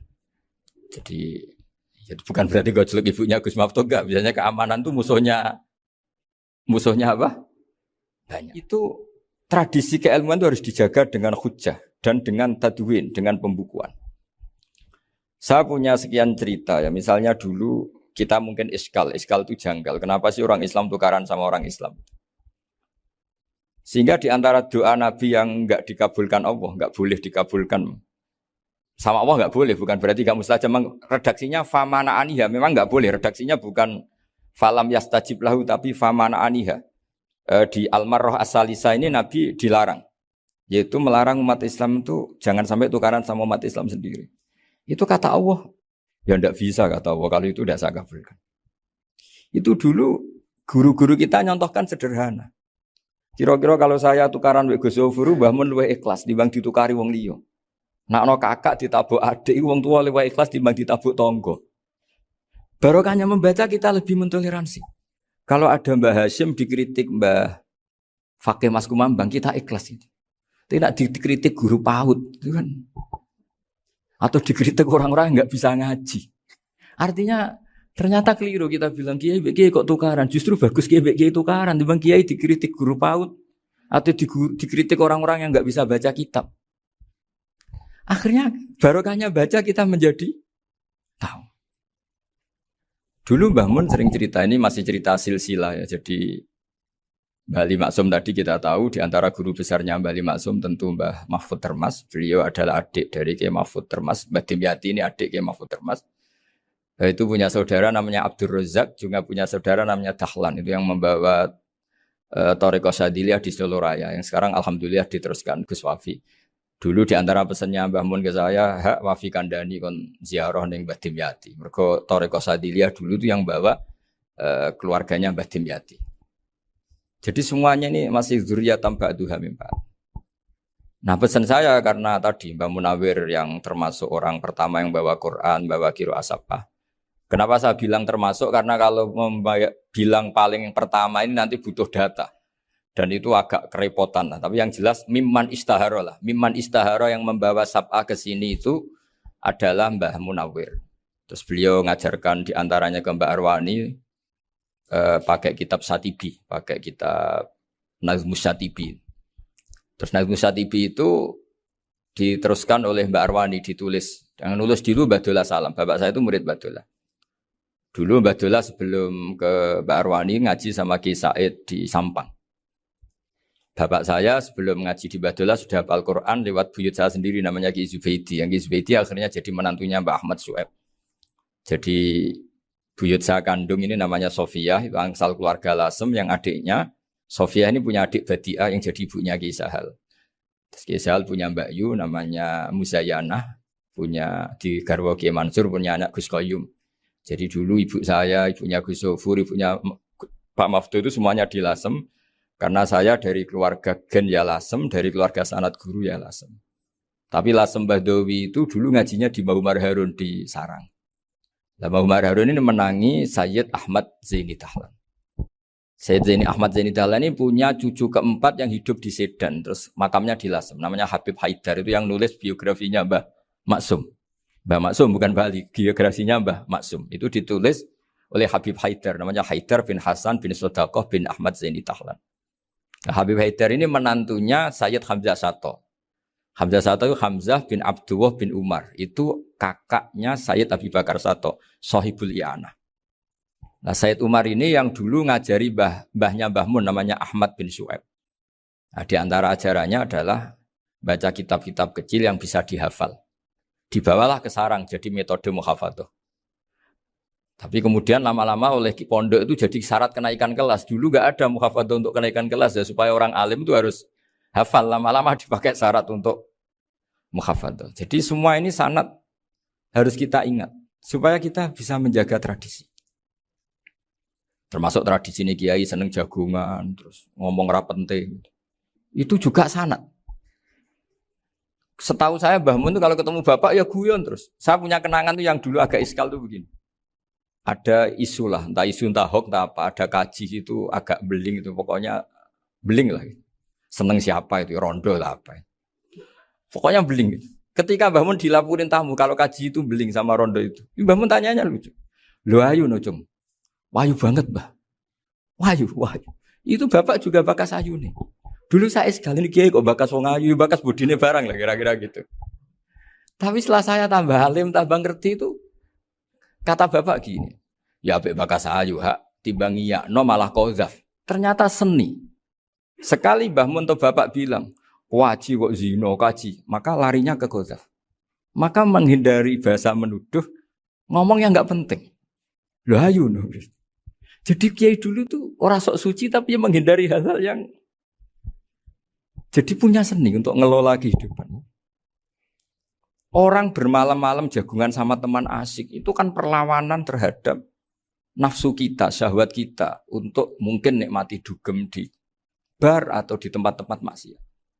Itu setan di Indonesia tuh kakuati sama Ki Jawa. Orang supaya tidak tertarik maksiat itu Ki Jawa cukup ketemu kancane masak terong guyon, gejol-gejolokan zaman mondok, suwengi lulus sangka maksiat. Bar wis tutup. Perlawanannya sederhana, enggak pakai tahajud, enggak pakai wiridan karena Ki Jawa juga koyoke rapati potongan ahli ibadah gitu. Itu jagungan. Jadi setahu saya itu pernah lihat Bali itu sekali ketika beliau ngisi ceramah di Mbah Hamid Bedowi. Saya masih kecil diajak Bapak. Dulu kalau Bapak ngelihat Bali sama Mbah Hamid itu mesti nangis. Karena dua orang alim bertemu. Yang akhirnya ya bisanan itu. Mbah Hamid punya anak Gus Nasih, di sini ada Mbah Nafisa, terus jadi Mbak Salih Hindun itu. Jadi dulu itu ya guyon terus ketika ketemu. Itu yang sering bodoni Mbah Hamid itu ya Ki Bisri. Ki Bisri itu kalau datang ke Ki Hamid Pasuruan, nak wali tenan aku teko ditatakno mangan. Jadi ukurannya ya. Ternyata sampai sana dikei mangan tenan. Masih belum mengakui, kan nak wali tenan aku iki kiai rung di mobil, dongakno aku di mobil. Sudah kalah satu seri itu masih gak terima. Lalu itu Mbah Hamid akhirnya berdoa, ayo monggo, mungkin-mungkin Ki Bisri gak ada mobil. Itu setelah didoain masih tanya, mereknya apa merek? Itu Mbah Hamid jawab, yo paling Holden itu. Nah, paling Holden. Itu nyari mobil itu ya adalah dapatnya Holden. Suatu saat Mbah Bisri diundang Mbah Hamid gak dikasih bisar. Karena utangnya sudah banyak Mbah Hamid. Mbah Bisri ini utang doa tadi. Itu ya gak dikasih bisar. Ya gak mau kesang apa-apa kelambimu kayak aku. Didol sama muhibbinya Mbah Hamid. Itu harganya melebihi jatah bisar. Ketemu Mbah Hamid. Kang, susu Kang, mergo. Jadi dulu itu rileks, makanya ini yang diceritakan ke Zofur. Sebetulnya kalau kiai-kiai itu bersanat itu ya rileks, hidupnya itu rileks. Karena rileks ini perlawanan terhadap kemungkaran. Saya dulu musyawarah sering sama Gus Zofur usul fikih. Itu jelas di antara yang ditulis Lubil Usul itu. Ya kita tahu tadi misalnya sanad usul fikih, Mbah Ber itu sangat al-usuli, Kiai Zubair Dahlan, abahnya Mbah Mun. Punya murid diantaranya Kiai Sahal. Kiai Sahal punya karangan Thariqatul Husul, fi syarhi Lubil Usul.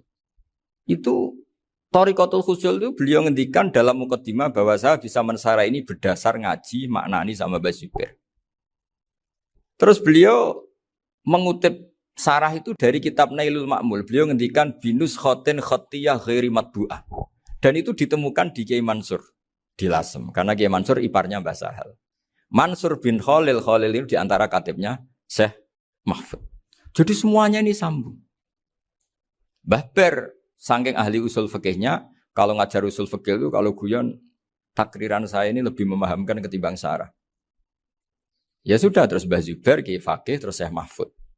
Di sini Syekh Mahfud, termasuk orang yang dekat Mbah Munawir, sampai putrane Mbah Mahfud, namanya Gus Muhammad, dibawa Mbah Munawir, kemudian mondok di Termas diantaranya, terus dinikah jadi menantunya kalau nggak salah Haji Taslim di Betengan, kemudian sekarang juriannya Mbak Mahfud di Betengan. Ini nggak boleh hilang secara seperti itu. Diantara di usul fikih diterangkan ketika diantara 5 hukum itu ada yang bernama mubah. Mubah itu boleh dilakukan, boleh ditinggalkan, dan kalau dilakukan ya tidak berpahala, tidak disiksa. Itu ada ulama yang protes nggak bisa seperti itu. Ithma min mubahin ila wa tahaqqaqu bihi tarku haramimma. Fa'il zamu minas sukun tarkul qatli wa minas sukut tarkul qadaf. Tidak bisa, mubah itu tidak ada. Kalau kiai jagungan semalaman, itu Allah ngitungnya itu hada taroka dugem, wa hada taroka delok dangdut, wa hada taroka kada wa kada. Oh, itu luar biasa. Dan kita ngikuti yang seperti itu saja. Gak usah tahajud, gak usah witir telulas kaya ora kuat timbang gremeng. Sewengi jagungan, setan ngenteni kita tergoda maksiat, ternyata maksiatnya sampai tutup, kiainya masih apa? Jagungan. Jadi jagungan saja ada ilmunya bahwa itu perlawanan terhadap tarkul ma'asi. Sehingga bagaimana Anda katakan mubah ini mubah, toh gunanya adalah tarkul haram. Meskipun efek mubah juga bisa tarkul wajib, wae bojo blonjo turu. Karena Wayang rumah ibuke turu. Itu halal wajib. Jadi mubah itu resikonya ya bisa tarkul wajib, bisa tarkul haram. Sehingga kalau sanad ini terjaga secara baik, secara kultur. Saya sering juga sakuan sama Gus Yofur itu mesti tak niati gitu. Jagungan wong alim iku ibadah dan menikmati ibadah adalah dabul auliya wa dabul ulama. Kata Imam Ghazali, pada akhirnya waqud buhadatin al-istilzat bil mubahat. Kata Imam Ghazali, pada akhirnya qutbu hadatin, madaru hadatin, pokok dari agama ini adalah melawan kemaksiatan dengan kita menikmati al-istilzat bil mubah. Kita menikmati sesuatu yang dibolehkan Allah Subhanahu wa taala. Dan seperti ini itu bisa qasmu dhuhri syaitan, bisa menghancurkan punggungnya setan. Karena kalau melawan setan dengan ibadah ini kadang kita capek selain isra potongan. Tapi nak kangkang ning komplek H gitu jagungan mbek kancane, ngenang melarate, mbok ngenang ras sekolah ramunggah, kenangan sing ramunggah diarani istiqomah. Itu kan diarani tulus zaman, kok sing munggah dianggap kesusu. Saya ini punya pondok Quran, kalau ada yang hafal 3 tahun mesti digojol kancane. Gak apik kesusu itu. Kesusu itu mesti tidak barokah karena tergesa-gesa apa? Hatam. Sehingga yang enggak hatam-hatam itu kayak partai mayoritas. Ini yang partai tulis zaman katanya. Ahli sobri katanya. Akhirnya di pondok gara-gara itu mau guyon, tapi enggak ada stigmasi yang enggak naik. Di pondok sarang itu saya punya teman itu banyak yang sekelas dengan saya, sekelas sama Gus Kamil, akhirnya sekelas dengan Gus Zofur. Padahal saya ini kakak kelas. Saya temannya, Gus Kamil temannya Gus Zofur. Ini anak ini enggak pernah naik. Itu enggak dinyek, enggak dicibir di pondok. Karena guyonan tadi. Guyonan bahwa ini bagian dari bentuk apa? Istiqomah. Nanti yang goblok juga tenang. Karena kiainya cerita, kadang santri goblok ya baru kan. Di sini pondok akeh santri ora tau sinau ning omah dadi kiai gede. Selalu kiainya tuh cerita seperti itu. Akhirnya sing goblok ya bangga dengan kegoblokannya. Iya, jadi kiai itu orang yang meskipun guyon ini barokahnya Masya Allah. Dan setahu saya kiai alim itu ya senengannya guyon karena tadi guyon itu luar biasa. Bapak saya itu kalau pesan sama saya itu enak ngaji is guyon nice. Wong ning omah mikir utang, mikir wedi bojo macam-macam kok ngaji kok jak nangis pisan, nangis ping pindho katanya. Sudah jak guyon nice. Paling gak lali. Dan beliau punya dalil kul bi fadlillah bi rahmati fa bidzalika falyafrah. Jadi jangan sampai orang ini farah bil maksiat, jangan sampai orang itu. Dan ini yang saya kenang dari sekian cerita murid Bali. Mbah Ali Maksum ya senangane guyon. Gejol-gejolkan mbek santri iku. Ini saya maklumatkan ke semua santri beliau bahwa ini bukan sekedar guyon, tapi al-istilzat bil mubahat. Ini adalah perlawanan terhadap setan karena banyak orang bisa senang tuh kalau nunggu maksiat. Ini bisa senang dengan sesuatu yang tidak maksiat. Itu kayak apa hebatnya? Makanya Nabi itu kalau ketemu sahabat ya sering ngendikan yang ringan-ringan. Ya Umar ma'afalan duher jong mana piye ije. Kalau ketemu anak kecil ya. Nanti ketemu yang tua-tua yang sudah enggak bisa mikir ya cerita-cerita saya mohon sekali murid-murid kerap ya. Jangan hanya ngaji fikih. Kalau hanya ngaji fikih itu posisi Abu Hanifah itu seakan-akan nyun sewu orang yang sangat tidak ahli hadis. Karena beliau di situ kelihatan kalah sekali dengan Imam Syafi'i. Apalagi di perdebatannya Muhammad bin Hasan Asy-Syaibani dengan Imam Syafi'i itu kelihatan sekali betapa Abu Hanifah itu orang yang nyun sewu ditinggalkan dalam ilmu hadis. Sampai beliau hanya dapat gelar min ulama ahli ra'yi, termasuk ulama yang kuat logikanya. Juga harus baca kitab-kitab seperti ini. Ternyata di balik Imam Syafi'i mukhalif pada beliau di bab-bab fikih, perilakunya sangat hormat. Sampai beliau tuh kalau tawassul ke kuburannya Abu Hanifah. Dan beliau ngendikan an-nasu fil fiqhi iyalun ala Abu Hanifah. Semua orang yang ahli fikih itu masih anak buahnya Abu Hanifah. Saya berkali-kali cerita, mazhab Syafi'i itu alatut tadhir hanya 2 yaitu alma wa turab.